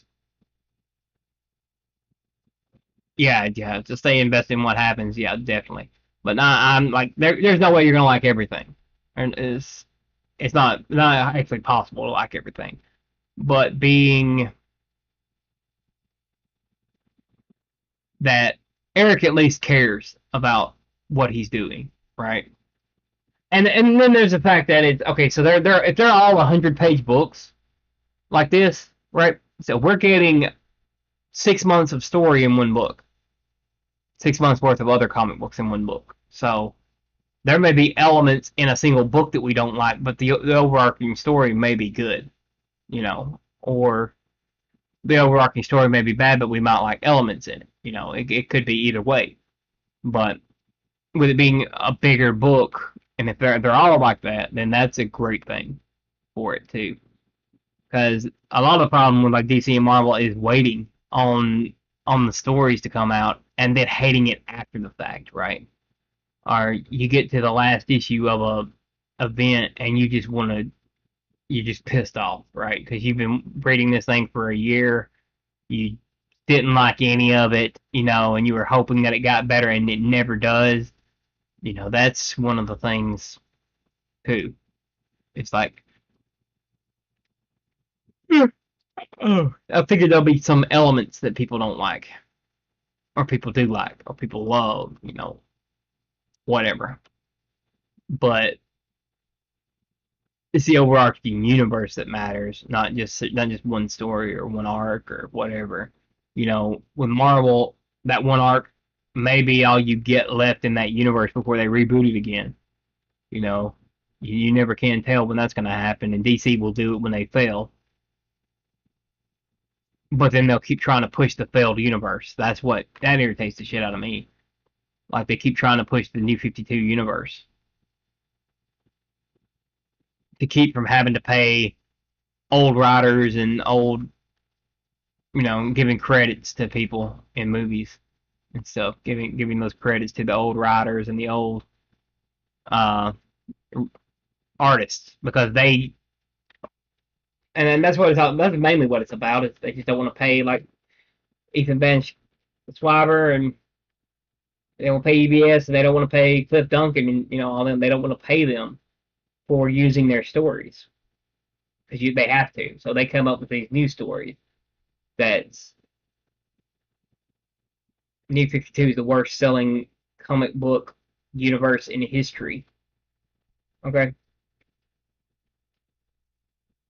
it is the worst selling in history, but it had extremely high like number one sales. So like people would buy the first issue of an arc or the first issue of a character, and then they wouldn't buy anything else for that character because they hated it after the first issue. But they would always go back and buy the first issue because they kept hoping it would get better, right? And it never did. So that's why we got Rebirth, and Rebirth started off strong, but it was also just it wasn't New Earth. It didn't bring back the universe that we loved. It was a mixture between New 52 and New Earth, and that's where they made a mistake, right? They didn't bring back the original universe that people loved.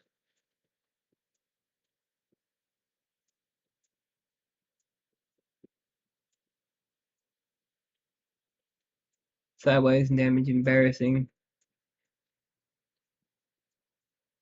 Yeah, yeah.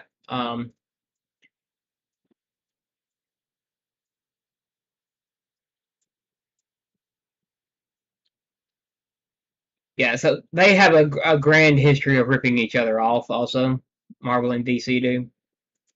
Like, there's nothing original anymore in it anyway. Like, and that the writers don't know the stories for these characters that they're writing. They don't know the history of them. They might read a Wikipedia page, but they don't know like how these characters acted. Like I'll say it again, X-23 was a far superior character as X-23 than she ever was as Wolverine. Right? She had her own personality when she was X-23. Yeah, 100% her own personality. She was a unique character when she was just X-23. When they made her Wolverine, they ruined her. They just destroyed this character. When they made Falcon, Sam Wilson the Falcon, when they made him Captain America, they ruined him because they don't write the characters the same way they did. They don't have the same personalities anymore. They're no longer those same characters. Um, Miles Morales was always insufferable. So take that how you will. There's never been a Miles that wasn't, insufferable. Kamala Khan was always insufferable. America Chavez depends on the fucking issue. Um, Most of the time she's insufferable too. They're all pretty bad. Um, Most of the original New Avengers were not. Not New Avengers, the Young Avengers. Most of the original Young Avengers were not that badly written back then, but now they're insufferable characters. All of them are 100% insufferable. Like there's no redeeming qualities to them. You'll see them like in a movie where the characters are it's based on those characters or something like that. And like Kate Kate Bishop was far more tolerable in Hawkeye than she is in most of the modern comics, and than she is and she used to be a fairly decent character. But Hawkeye made it. She's a little more tolerable, but because of the whole anti woke right mentality of people, like anything that looks like it could be woke is woke in their mind. So Hawkeye is my favorite of the Marvel series that they've come out with. Hawkeye is the best one to me.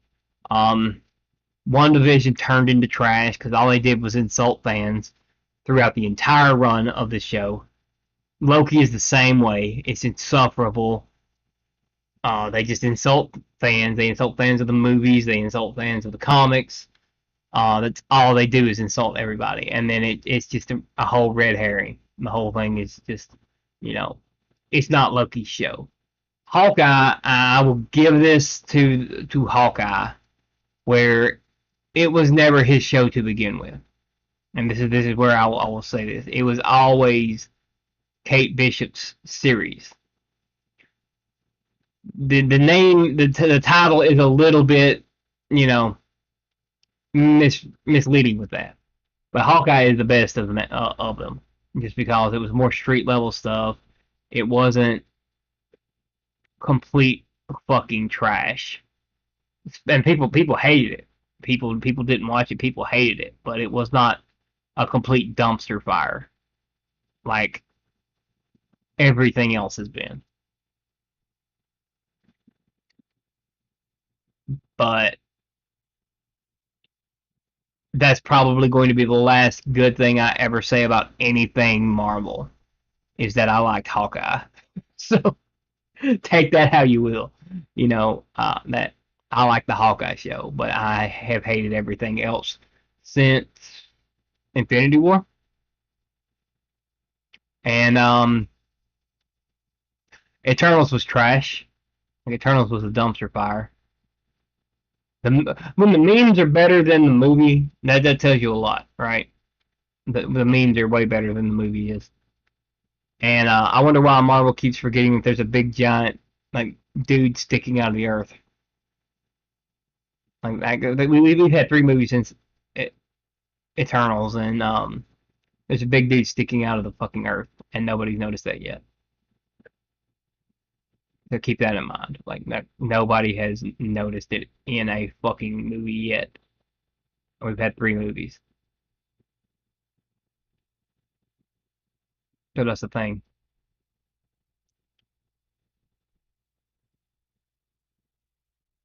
See, I didn't even watch Moon Knight. I was done before Moon Knight hit.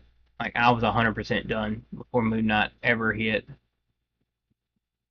Lucky you, Slash. Lucky you, man. Like I wish I would have after Infinity War,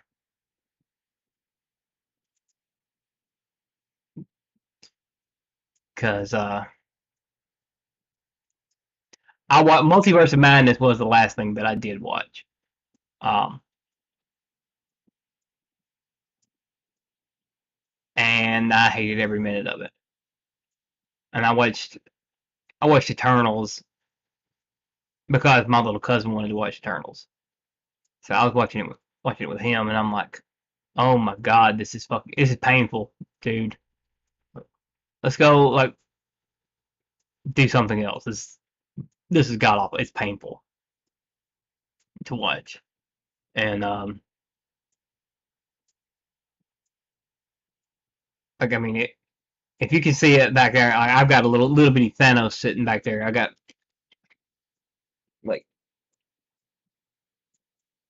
Thanos hold a balloon, you know, with Death's picture on it. Like I loved the Marvel universe.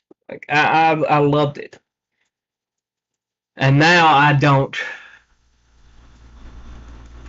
even care anymore. Like I've gone from hatred to pure apathy, from love to hate to pure apathy about it. I don't give a fuck about the Marvel universe, right? I don't give a flying fuck about it. I don't give a flying fuck about DC either. All those characters that I loved and all that, I saw the trailer for Black Panther 2 and it enraged me a little bit. Um, Just saying, it kind of enraged me just a slight little bit, but I'm like, oh well, I'm not watching it, so it doesn't matter. All right, it's not something that I'm going to waste time on. Um, I'm done with it. I'm done with all of it. All right, I'd rather invest in new characters.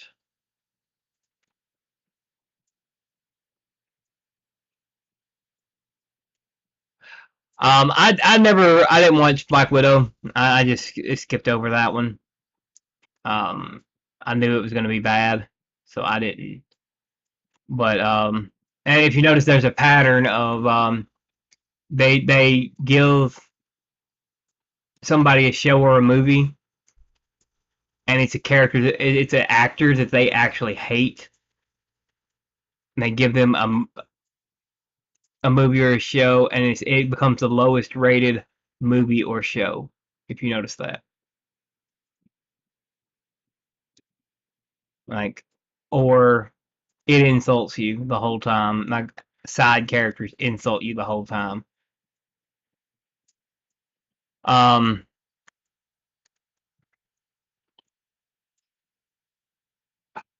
and it's never the main character that insults you. It's always some fucking side character, some character that don't even matter that's insulting you. Um, like Loki was just full of that shit, right? And it was full of fucking just being insulted by a fucking side character, and it's insulting the fans, not anybody else, but it's insulting the fans. Um, yeah, yeah. I mean, she's in Hawkeye, so that's what a lot of people didn't like about Hawkeye was that she was in it. If you actually go watch Hawkeye as its own thing, watch it as a separate entity from the rest of the Phase Four, and you don't think about it as a girl being the main character as being woke, because it's not woke trash. I'll tell you, it's not. It doesn't beat you over the head with the fact that any of that shit. It's actually it's decent. Hawkeye is. If you go watch Hawkeye, Hawkeye is actually decent. Um, people got mad because Kate beat the Kingpin and Kate does all this stuff, but it's not Clint's show, it's Kate's show, right? They're a partner. It's a partnership between them, and it will end up leading the Young Avengers. Now that will probably be trash. Not even gonna question it. She's gonna lead. That team's gonna be trash, but it was. I would say it is kind of MCU, but it's not like the rest of it. You know what I mean? It's not like Eternals or just bad writing on top of all of it, right? So Hawkeye is fairly. The whole story is Hawkeye wants to get home for Christmas. It's his first Christmas back since he got snapped away, and he wants to be home for Christmas. And shit keeps happening, and he can't get home for Christmas. That's the movie. I mean, that's the show, right? Um, like I like that. I love that aspect of it. Like Hawkeye just wants to get back home for Christmas. And the thing that a lot of people miss is that they've never called Clint Hawkeye in the show. They've called him the Hawk, and they've called him until the Hawkeye show. They never call him Hawkeye, and they call him the Hawk or Clint. Always it was never like they never used his name, his code name until that. Um, yeah. But Hawkeye's I'm probably going to watch it if they ever release it on DVD, because that'll be the only way I'll watch it again. Is if they release the Disney shows, the Disney movies on DVD or Blu-ray or whatever. I'll get Hawkeye, and I will add it to the stuff I watch every Christmas. Right, but that'll be the only way I'll watch it. Is around Christmas time. It's actually rewatchable as far as that goes. Nothing else has been rewatchable, but like I'm waiting on Rippaverse, right? I'm 100% in Rippaverse. I'm into this. I'm into this universe. This is the universe that I want to invest in. Invest my time in. If I'm going to invest in another universe, it's going to be a good one, right? It's not going to be just trash for trash's sake. Like, yeah, yeah. Which I don't even care. Taskmaster is not one of my characters, but you don't do that to any character, you know. Um, as far as that goes, I'm not a fan of it.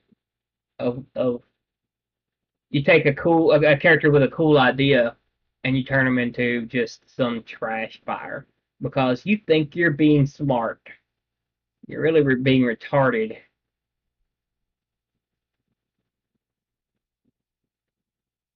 Like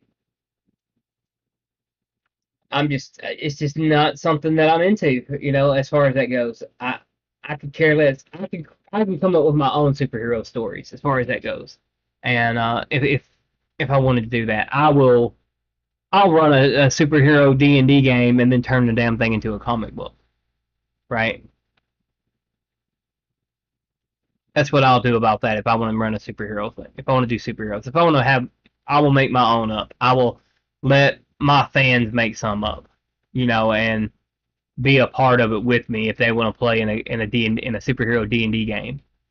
You know, I don't mind that at all. That's fun to me doing stuff like that. You know, but I'd rather do that than deal with anything Marvel or DC right now. I'm never going back. I might read my old comics, but that'll be it. I'm never looking back as far as that goes. Like it's just not something I'm interested in. Um, the only way, and like I said, that's the only way I'll watch Hawkeye again is if they sell it on DVD or something, and I can buy one copy of it and not give them any more money. You know, because they've already been paid. Disney's already been paid for it. That's the thing. When you buy it from like a store or something, Disney's already got their money for it. The store bought it. I've I think I've said this before on here, but I've got all of the Disney Star Wars movies. I hate them. I hate every fucking one of them. But I've got them. I bought them for $1 at a thrift store. Okay, I have them for one sole purpose, and that is to remind me of what Disney did, so that I never go. You know, that I don't go back to it. Like, yeah, gotta let Marvel die. Gotta let DC die. Gotta let Star Wars die. Gotta let it all die. I mean, it's 100%. Make alternatives to it. You know, that's really the best way to do it is to make it. If you can't find something that you like within this space, make it. Right, make something that you would like to read, or make something that you would like to watch. If you've got any kind of skills, any kind of talents, use them. Right, or collaborate with people that do have those skills. You know, like I can draw a little bit. I can write a story. I've ran some masterpiece D&D games. You know, I don't need any form of entertainment. Really, I can entertain myself. My art style just doesn't suit the comic book that I'm wanting to write, so I'm not going to use my art in it. Um, I can do the concept art all day, but I'll have to get an artist to actually do the interiors, and I've got an artist to do the covers when they're ready. When but like if you've got any way to make movies, make fan films, whatever. If you know how to animate, animate. If you know how to code, get with somebody who knows how to animate and make a video game. You know, collaborate with people in this space. You know that know how to do what. Find somebody who knows how to do what you're looking to do. Right. That's gonna be the way we win. Is Rippaverse is a good start, and Cyber Frog is a good start, and they're just pieces to the puzzle. And we've got to get the rest. We got to fill out the rest of the pieces ourselves, right? So if you know how to make a movie, you know, and you know somebody with a story, or somebody that can animate. Get with them, figure it out, right? Making a movie can't be hard, right? It's just expensive. That's the downside. It's expensive. But if we can start doing our own things, then we will win for sure. And that's what this whole build your own sandbox series is about. It's doing it yourself and building it. Like uh, I can 3D print, I can draw, I can do 3D models. I can animate just a little bit. I'm just learning how to do that though, so it'll be years before I can even use that skill. Um, I'm just now learning that one. But like work together, get people who are on your side to work with you, and keep those goddamn motherfuckers out of your shit, right? If somebody comes at you on Twitter because you're doing an alternative, laugh at them. Exactly. No big company has a monopoly on creativity. See, they think, and here's because of the way a lot of us have been conditioned, um, is that they think that everybody who's creative is on the left, right? They're leftist. They think that. They actually believe this crap, right? They don't think that there's any good right wing creatives because most of the creatives in Hollywood, 99% of them are left wing. Most people who make movies and comic books are left leaning anyway. But a lot of us have been conditioned against creativity since we were kids. A lot of us have been conditioned against it. Like I I'll get in an argument with some of my jock friends, right? Because they like sports and all that shit, and I can't stand the only sports I like are MMA and boxing, but I'm not a sports guy. And then they'll ask me like, why do you buy all that nerd shit? And my response is, well, you're a nerd too, dude. You buy all that sports shit, right? You collect shit too. It's a human thing to collect, to want to keep stuff that you like. That's human. And I'm like, you're a bigger nerd than I am. You wear the clothes, you buy the jerseys, you paint your face. Like I dress up as a fucking character every once a month. Once a month if I'm lucky. I'll collect action figures, whatever, comic books. But the difference is that once you put that shit on that you've got, it diminishes in value. Once I, you know, put my shit up, it retains or gains more value most of the time. So, like, I know what some of us have, just have been conditioned against it. It wasn't always a popular thing to be a nerd like it is now. It used to be a pain in the fucking ass. And then they'll call all of us old nerds like neckbeards and shit like that, or the people who want to keep the community to ourselves. Anybody who brings up cultural appropriation to me, I fucking laugh at them. Because like that's all you've done is you've culture appropriated geek culture for too long, right? And when we try to fight back, we're the racist, we're the sexist, whatever. When we try to keep people out who will destroy our shit, right?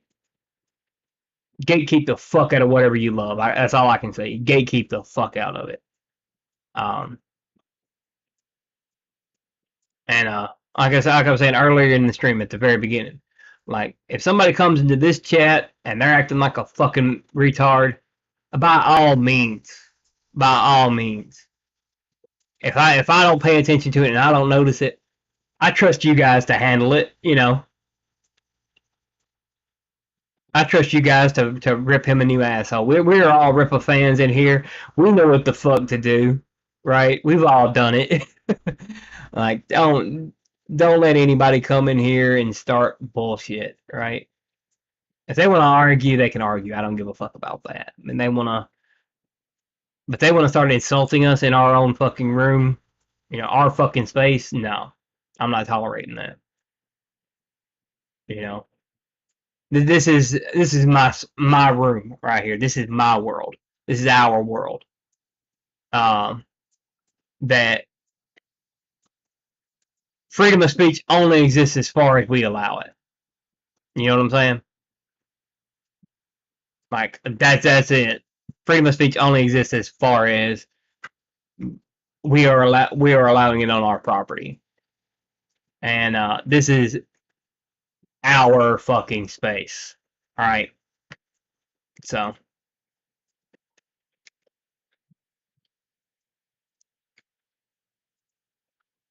that's what this is all about. Is this for the guys of you that are new to my channel and haven't seen my videos? Like that's what this is. This is a fan channel for fans to voice their opinions, to argue whatever the fuck we want to do in it. Right? This is our space.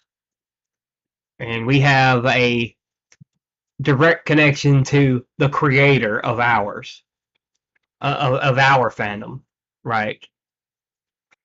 We have his videos. We've got Twitter, which we can always get a hold of him somehow. We've got a direct connection to the creator of our fandom right here, and we know what the deal is. We're not going to. He's not going to ever fucking sell it, so we don't have to worry about that, right? We don't have to worry about people invading on the upper level of it at all. Because if he hires somebody and they start acting like a dumbass, he's gonna fire them, and we ain't gonna have to worry about it. He accidentally hires an activist, they're getting fired, like hands down. But we got to keep our fandom safe. Keep the fuck out of it.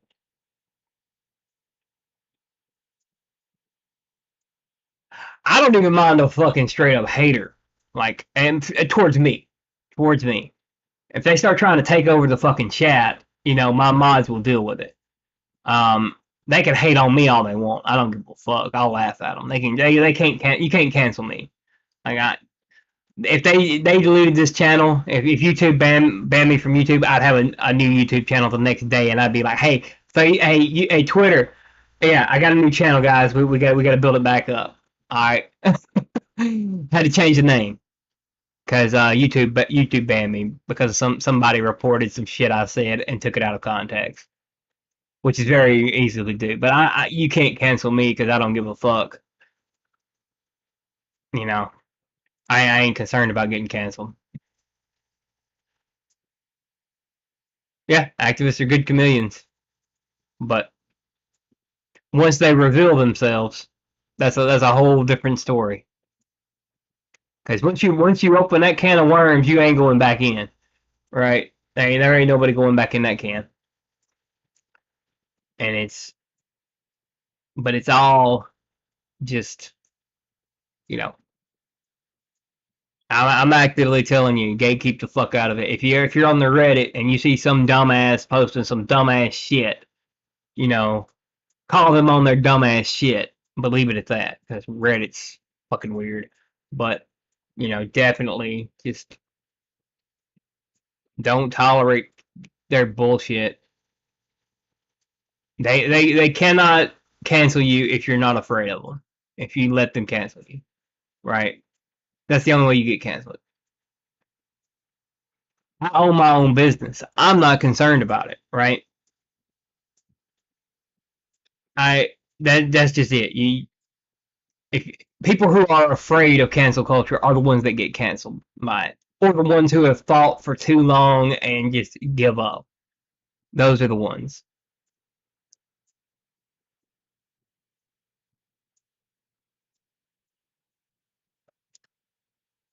Must look, I have to create a new fan page. Might do it on Instagram or one for Gilded. I mean, yeah, if you need to, man, like I said, you can shout out your own stuff here if you want. Just like get people to join it. If you want to shout that out, I'll add a command for it, so you can so we can get that added. But for sure, I'll definitely get you one added. Let's see here.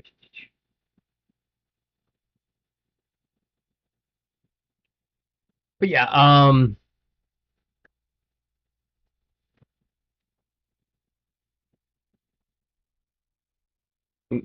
and we do have a Discord, by the way. I don't know if most of you guys are aware of that. We do have a Discord. Um, it is you get the link on the $5 tier for my Patreon or my Subscribe Star. They're both the exact same. Um, the tiers are the exact same. I only set up the Subscribe Star because I know there's people that don't like to use Patreon. Um, but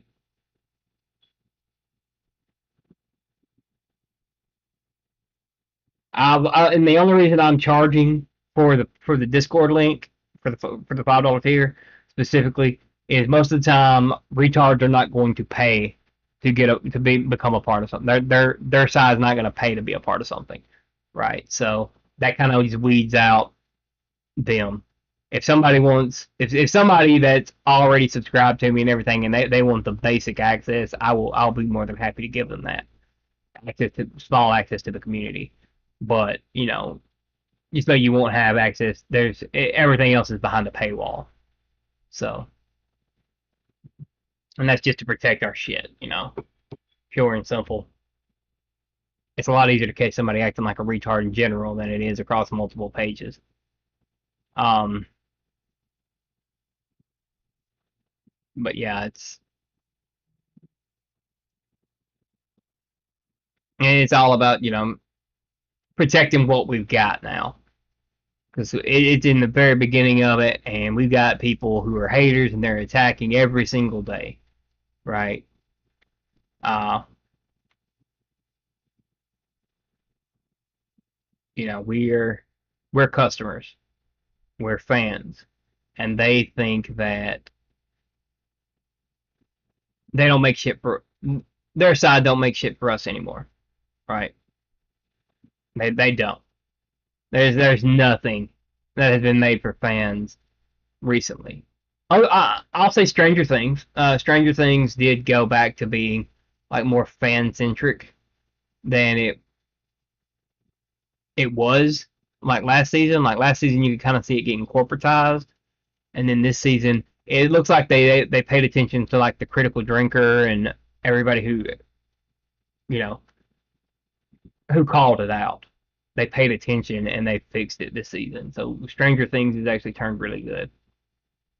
Yeah, he moved everything back to around September, around the beginning of September. But if he gets the books in before that, then he'll mail them out when he gets them. But yeah, we're looking at the 1st of September before we get them. So, which is fine. They give people plenty of time to order them. Um, yeah, like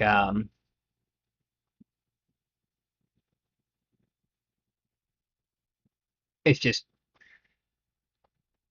one of those things. But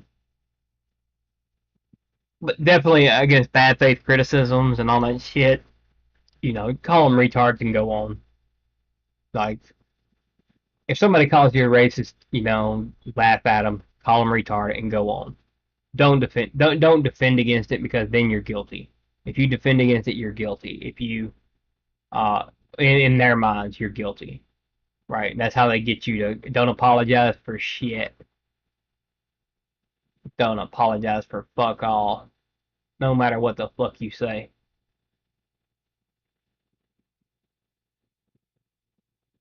Because when you apologize, again, you're guilty. You've done it.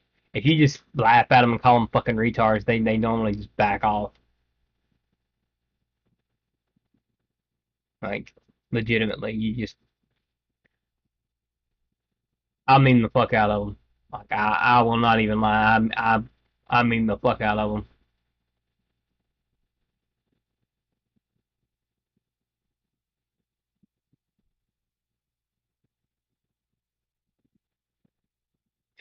Yeah, I may take a couple days. I'm not gonna take like a lot of time, for sure, but we'll probably take a break for sure when it hits August. I might take a couple days or something, to work on my other stuff. Right now I'm printing, so I'll probably be printing those three fucking things uh until August really. But I figured I'd give updates and stuff like that as I get them done, because I've got to paint it and I've got to do a bunch of other stuff, and I, I may or may not. I'm going to try to be on every day. Like I said, I try to be on every day. But like I mean if it's nothing but a 10-minute update or something like that, whatever. But I'm fully expecting this thing to be way bigger than it is now. I mean I've blown up already. You know, hell, you've been with me since the beginning of it. Um, you were here when you were like the first sub I had on here. Between you and Ronan, and it's like you've been here since the beginning. You've seen it blow up, just how quick it's gone. Um, and then like last night's was a god awful episode. I'm not even gonna lie.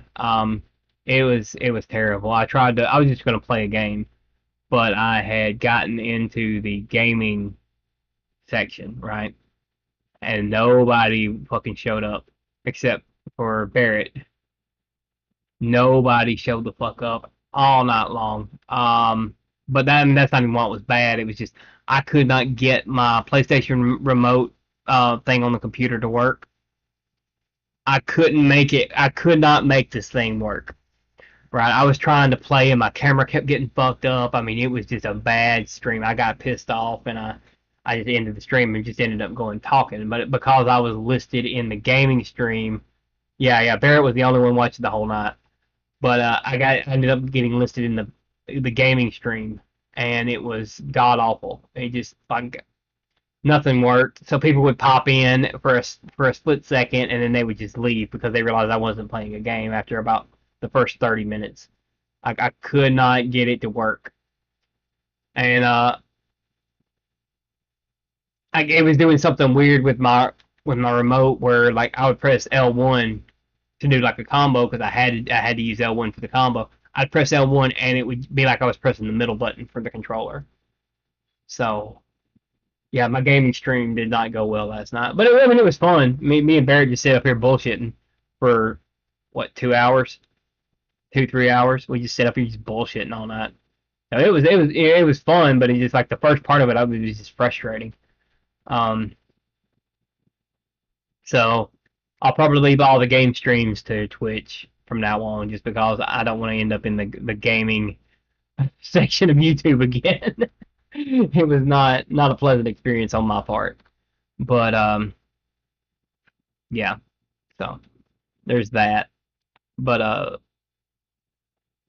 like I said, yeah, if any of y'all ever want to play some D&D with me or something like that, let me know. I'm always looking for players, and I may run something superhero related. You know, we may do something fun to kind of make up the time between now and Rippaverse coming out.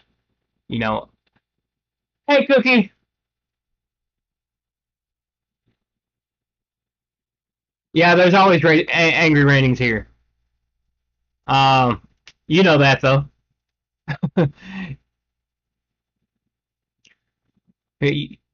You've known me longer than anybody has, Cookie. Um, there's always angry rantings. You missed all the angry DC and Marvel rantings.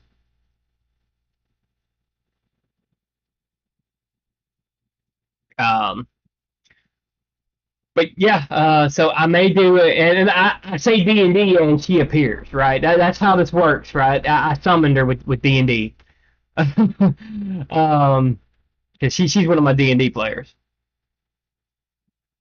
Okay, all right. I'll probably get on the D&D stream a little later. I mean, a little earlier than normal, just so we can like bullshit and all that beforehand. It don't start till 7. If you will post that in the Discord for me, then it's gonna start about 7. Yeah, yeah, yeah. She gets I say D and she gets summoned. Like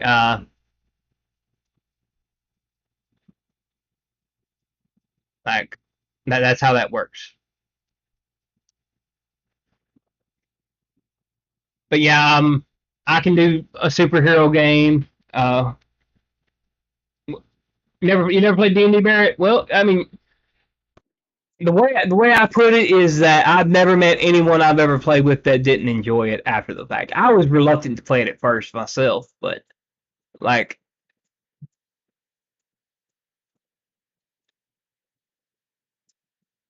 oh no, no, no, no. I'm like that's what summoned you though. That was the one that summoned you. Um, but like running a D&D game or something like that while we're waiting on the Rippaverse to drop, you know, to get here, so that before we do that, I might do something like that if you guys are interested in playing. If you want to play, man, yeah, great. Um, yeah, I mean, well, we got a whole group. Like we have an entire group, and I'm always looking for more people to play different games.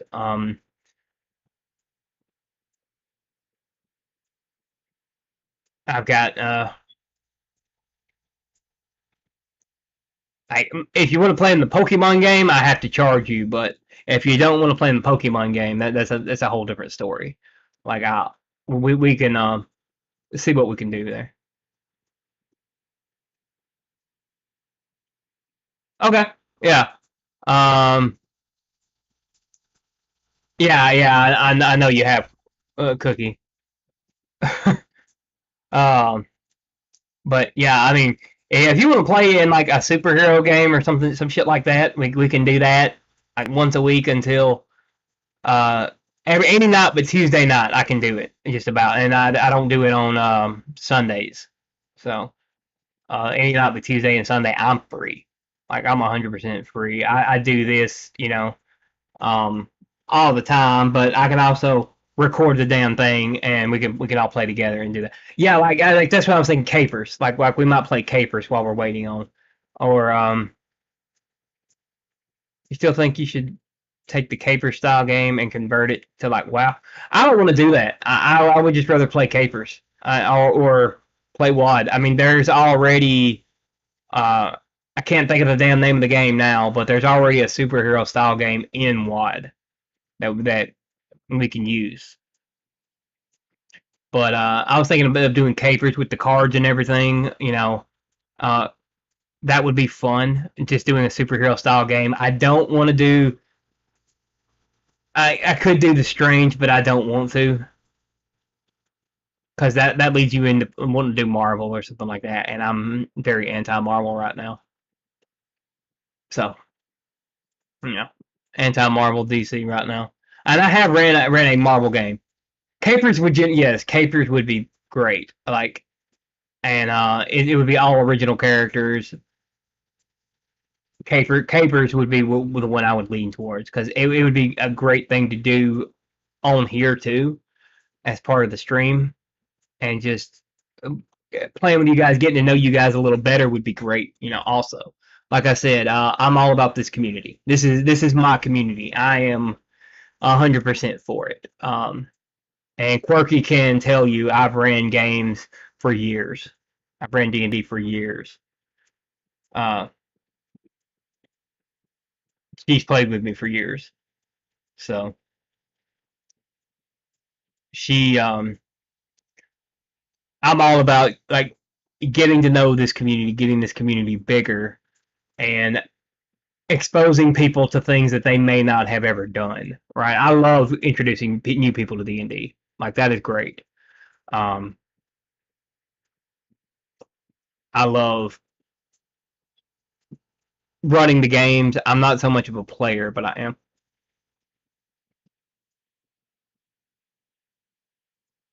What's up, DCC? Let's see. Hi, great channel from the UK here. Wanted to get the Awesome A cover. but it sold out like hotcakes. Had to get beat. Yeah, I'm gonna do a part three just as soon as some more comes up. Part two was it was kind of very short as far as that goes because I didn't have much. I did that one Saturday night, so I'm gonna do part three, and part three is gonna be I'm gonna turn the whole stream into it, hopefully, or most of the stream into it. Um, but yeah, yeah, I'm definitely gonna do a fan art. The fan art thing's gonna be every week if I can get enough fan art collected, right? That's the whole problem I'm having right now is just like I showed every piece on the second one that I found, and then on the first one I showed every piece I found before that one. So once I get some more collected, yes, there will be great. It will be great. Um, but that's 100%. I'm all about the fan art. I'm all about the fan community. Like, I'm always going to be a fan first, right? Than I am anything else. And just I'm not a if I say I'm not a fan of something, that is me saying I'm not going to watch it. I'm not going to pay any attention to it. I'm not even going to look at it. Right? I don't care about it. Like I'm not a fan. Just I'm not going to watch any of the Marvel movies going forward. I'm not going to watch any DC movies going forward. Read the comics, any of that. But I am all about building this fan community. Right? That's why I started this channel was to build this community up. In ways that you can't other people are doing it too. They're talking about the news and stuff. A lot of them know Eric, and they know him personally. I know him. I've been on his Twitter. He knows me from Twitter, and he knows me from his streams. He calls me out every now and then, but he give me a shout out every now and then. But like that's as far as like it goes. Like I don't know him personally. I'm a fan. I've been a fan of his work for years. Um, so that's just but this is just all about being a fan, and I'm trying to equate it to being like say a fan of Stan Lee's in the '60s, right? It's kind of what it's like, or being a fan of uh the guy who created Batman, Bob Kane. It's kind of like that, like being a fan of that in the '30s, right? And you didn't have a community to talk to. You didn't have all of this to work with that we have today. And like that inspires me, right? And in talking to the fans of it, to other fans of it, discussing theories and all that, that's what the fandom is about. That's what fandom has always been about, is what we're doing here now. And so that's what all the fandom is actually about. Is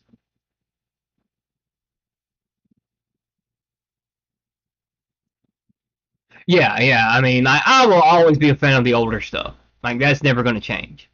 I will always be a fan of Sandman, but I'm probably not going to watch the Netflix show unless it's to just see if they. I've been waiting on a Sandman thing for years, right? I mean, for live action Sandman or animated Sandman, something for years, and then we finally got it, and it looks like it's going to be a disappointment. So I may review it on my other channel. I don't know. I doubt it. I may watch it though. If I don't review it, that means I hated it. I mean, I 100% hated it. I don't want to give it any kind of press whatsoever. I'll let the others do that. Um, but I don't know yet. The Vertigo has always been one of those things that's it's been my corner of the comic book space. Um, I love the superhero stuff too, but like I'm just I'm over it. I'm over all the trash writers, the trash artists, who the actors. fucking actors. I'm over all that. Like I have no disillusion with it. Yes, I always love Crap Country. I have it on DVD.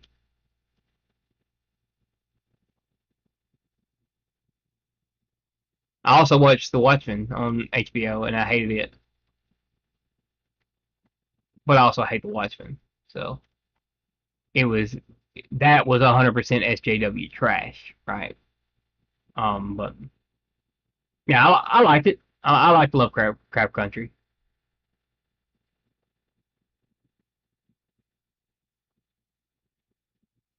for what it was. I mean, I liked it. I haven't finished it. I haven't finished all of it, but I got it on DVD. I got it on Black Friday. They had it on sale at Walmart, so I grabbed a copy of it. Um, I like the Doom Patrol show.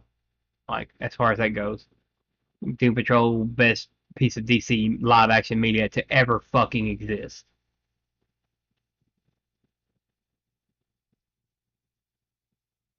Yeah, I mean I wouldn't either, but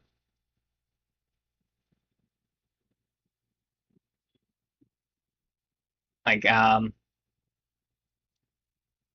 if you watch Doom Patrol, you might actually like Doom Patrol if you watch it. Like I like Doom Patrol. It's pretty good, but at the same time, it's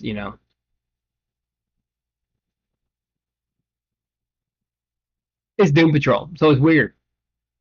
Okay, if you don't know about the Doom Patrol, it's fucking weird. But yeah, I'm not in too much of the any sphere other than this one right now and my own. Um, and then see, I picked the wrong night to be in my space to run D&D. I picked Tuesday night, and Tuesday night main event happens in our space on Tuesday night. So uh, that's okay though. I can always pick another night to run a different game. Hmm. Pokemon's real niche anyway, right now.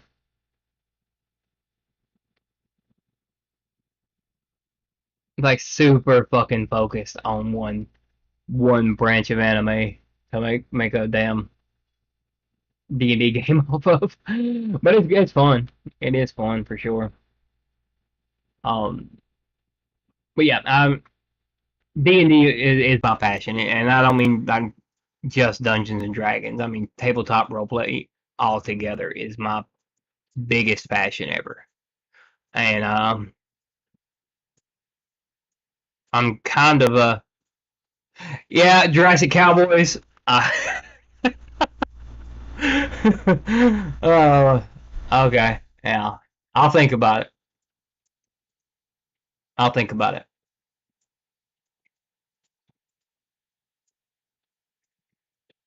I will 100% think about bringing back Jurassic Cowboys. I'm thinking about bringing back a lot of the old ones I used to run. Like in just other than Star Wars, I'm never playing that one again.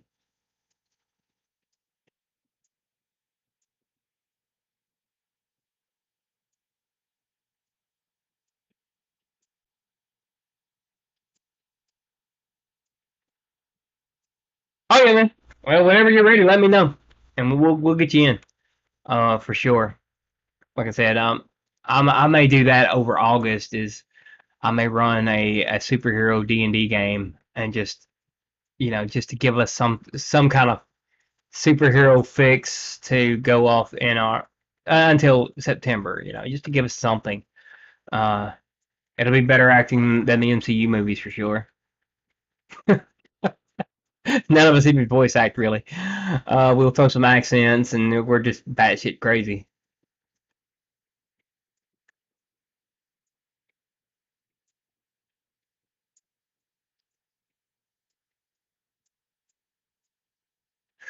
Yeah, I mean, like the Star Wars games and the Marvel games. Like, I never have any kind of luck with the Star Wars games, though. I mean, even I've before you've been in my games, right? The Star Wars has never been a good game to run for me. It always just ends badly, and I'm not saying like goes horribly wrong during that game. Always.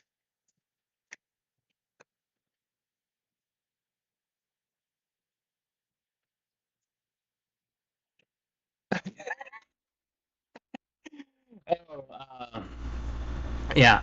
I'll sit down trying to do a fucking serious story, and then these guys will have me laughing and just hating them before the first first damn thing is doing. Hey, oh, there you go, man.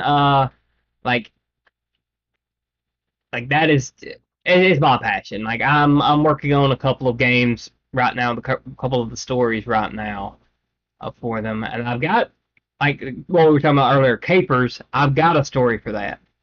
I have 100% have a story for that. Um, I need a straight man. That's what I need a straight man in the damn party. And I need somebody that will take every fucking situation 100% serious in the group. I got a lot of like comedians in the group.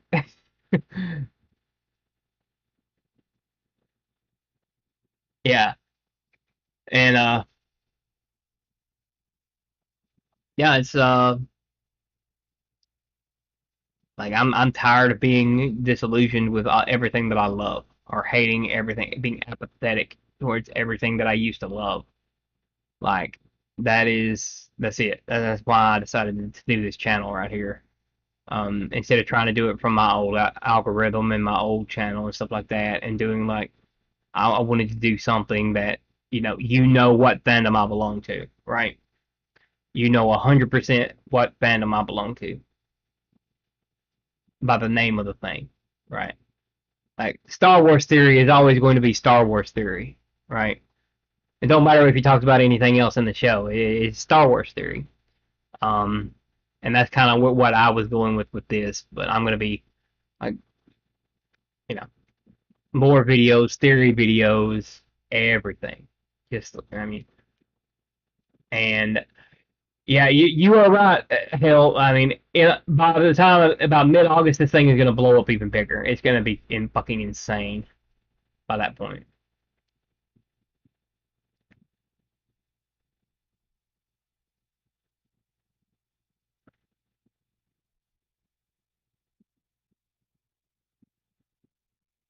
Yeah, yeah. So Capers is like mafia, like 1920s superheroes is what it is. In case you're wondering what we're talking about there, um, it's 1920s superheroes, and instead of using dice, you use like playing cards to play with. So it's a really interesting concept to the game.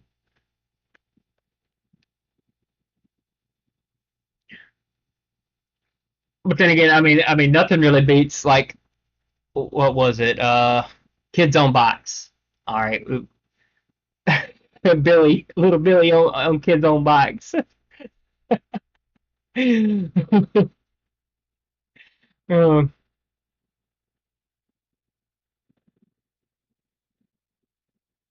like his reaction to everything was funny.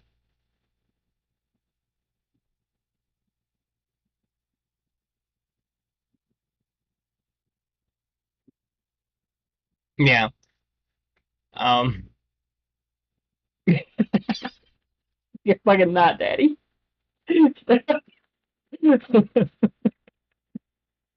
Oh goddamn! They will. Uh, uh,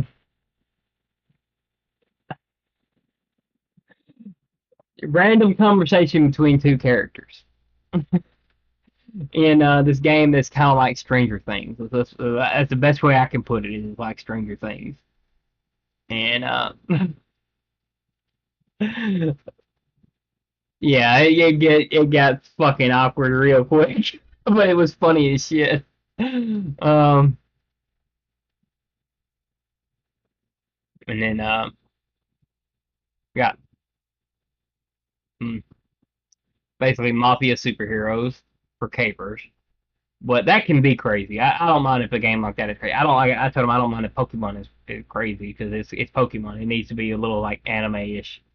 Um, what makes me mad is when I'm trying to run a serious ass World of Darkness game, a game that's supposed to be. I don't want to tell a story.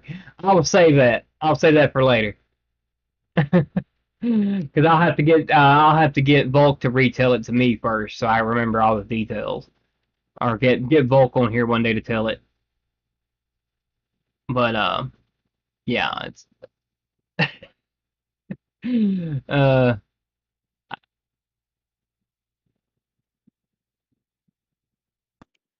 yeah, that was fucking insane though, pure insanity.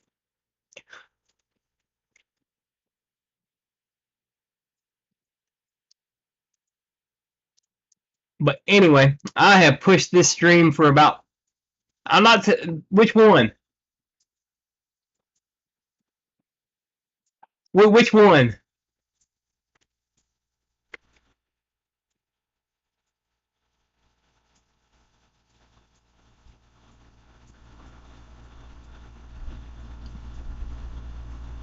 I try to run serious stories, and just it just never turns out that way. And then I punish them later for it. The game just constantly gets darker as they're memeing at the end of the world. You know, that's basically how it goes. Like it constantly just gets fucking darker, and my rolls turn to shit, and it gets funny again. But yeah, no, I'm not telling that one on here. I am not telling that story on here.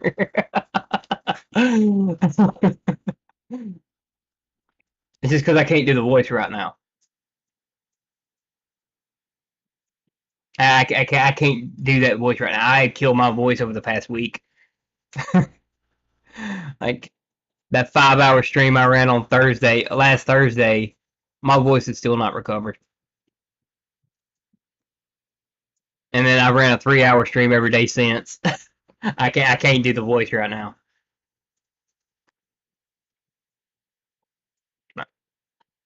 Like my voice still hurt, my throat still hurts like from all that.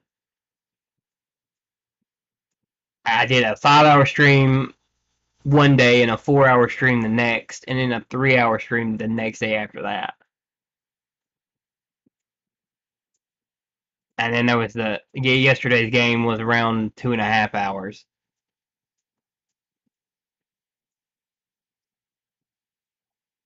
Yeah, I mean it can go either way with a D&D movie, but here's the thing. So there's never been a good D&D movie. The first one in the 90s, the cartoons, there's never been a good one. So there's nothing to compare it to being good, right? You know, like there is with Marvel and DC. It's kind of like having a low budget movie anyway that you just enjoy watching. You know, you might could compare it to The Room and say it's better than The Room, but you can't wouldn't necessarily, say that it's good or bad.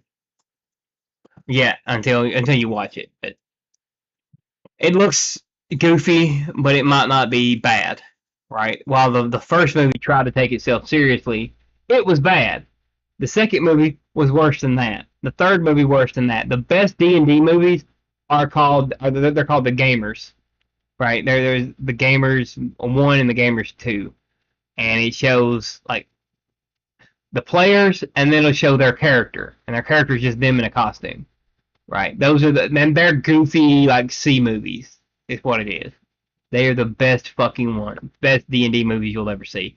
Other than okay, what is it? Knights of Badassdom. That's a good D&D movie, right? That's probably the only good one. There's a horror movie called what was it? I don't remember exactly what it was called. I'll have to look it up again. The the Wild Hunt.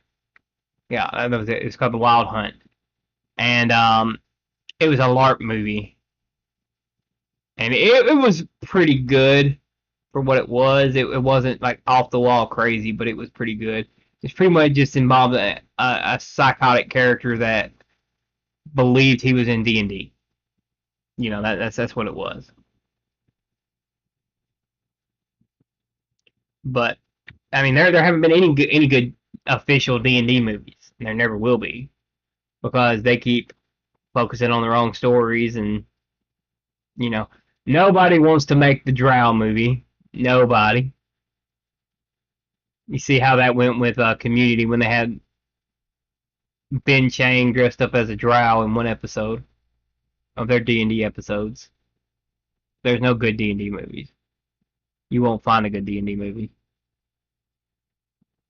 And then I was talking about L5R the other night, Legend of the Five Rings. That is the pinnacle of gaming, of tabletop gaming, as far as it goes. But you got to have the right party for that. You can't just have random people playing in that. You can, but I mean, you got to have like the right mentality of players playing that. If you can find the right people to play it who understand the code and all that stuff, then the samurai stuff, and they want to play a serious game or an anime style game, that's a great one to do it with. But you got to have the right people playing. Yeah, it's also extremely, but it's also extremely deadly as a character. Like you could stub your toe and end up dead in this game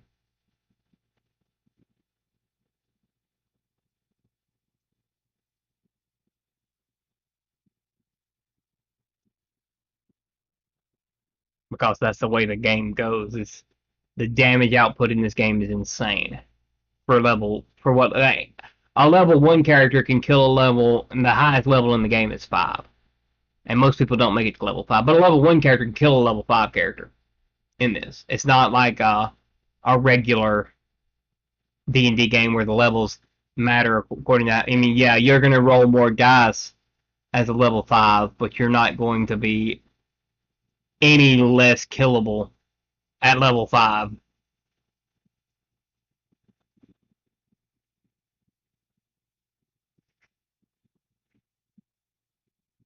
Yeah, me too. Yeah, me too.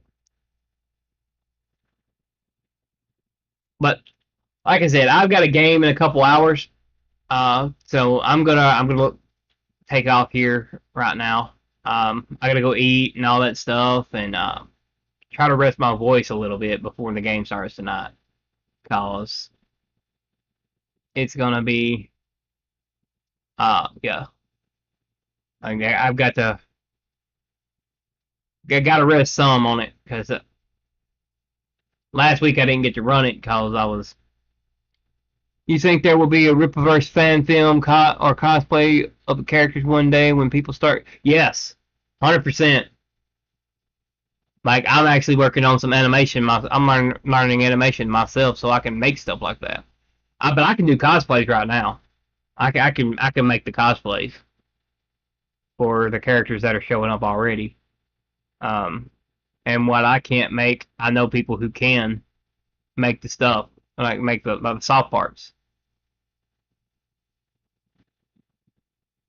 Yeah. Like literally, if somebody start wanting some Rippaverse stuff that's not official merchandise or like shirts or something like that, and they wanted like say Yara's crown or her belt, um, and they wanted the soft parts, well, we can hook you up. I mean, so let people know, like they're we can hook you up with that stuff, for sure. Yeah, she makes the soft parts. I make the hard parts. So yeah, um, yeah. I mean, if somebody wants something made, like get with one of us for sure, because we do that. That's my job is 3D printing, and I own my own business doing it. So yes, 100% cosplays and 100% fan films. Like once it hits, once it gets popular enough, and it's popular. It's already the most popular graphic novel in the past 4 years, not counting the ones that have been selling for decades.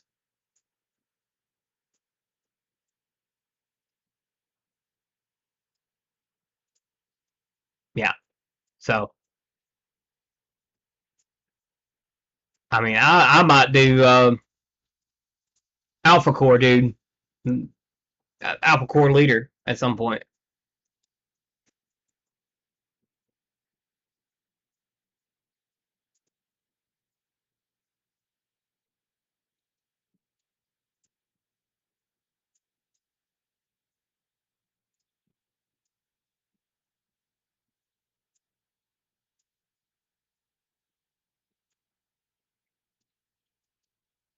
Hell of a side hustle. You damn right.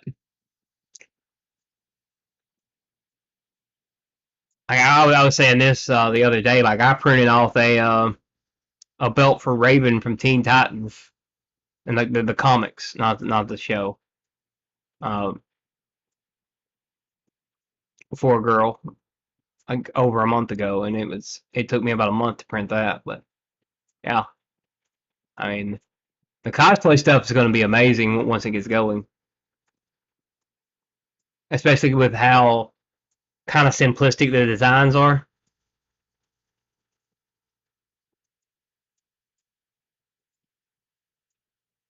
Like there's nothing super advanced for costuming yet, as far as it goes. But yeah, costuming will be great. Yeah, with that one, I'm gonna call it on this because, like I said, I've got to go let my voice rest before the D&D game tonight, and I've got to swap all this Streamlab stuff back over there, or else I'm not gonna put it on Twitch tonight. Either way, it doesn't matter to me, but it'll be.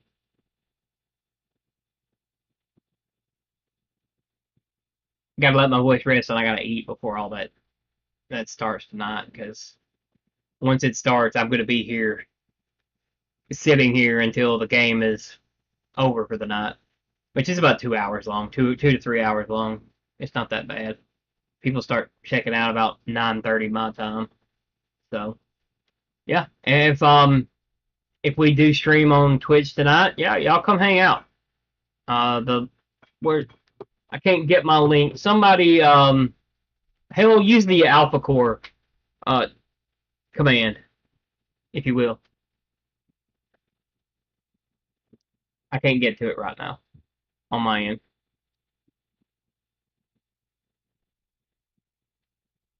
If y'all want to come hang out on Twitch tonight, y'all can. I know it's Tuesday night main event is tonight, so I don't blame anybody that doesn't show up. But if y'all want to show up, by all means, you're welcome. Uh, I will be back on. I'll be on there about 7 tonight if we stream, and I'll post on Twitter if we're gonna go live or not. But anyway, I'm gonna check out. Have a good one.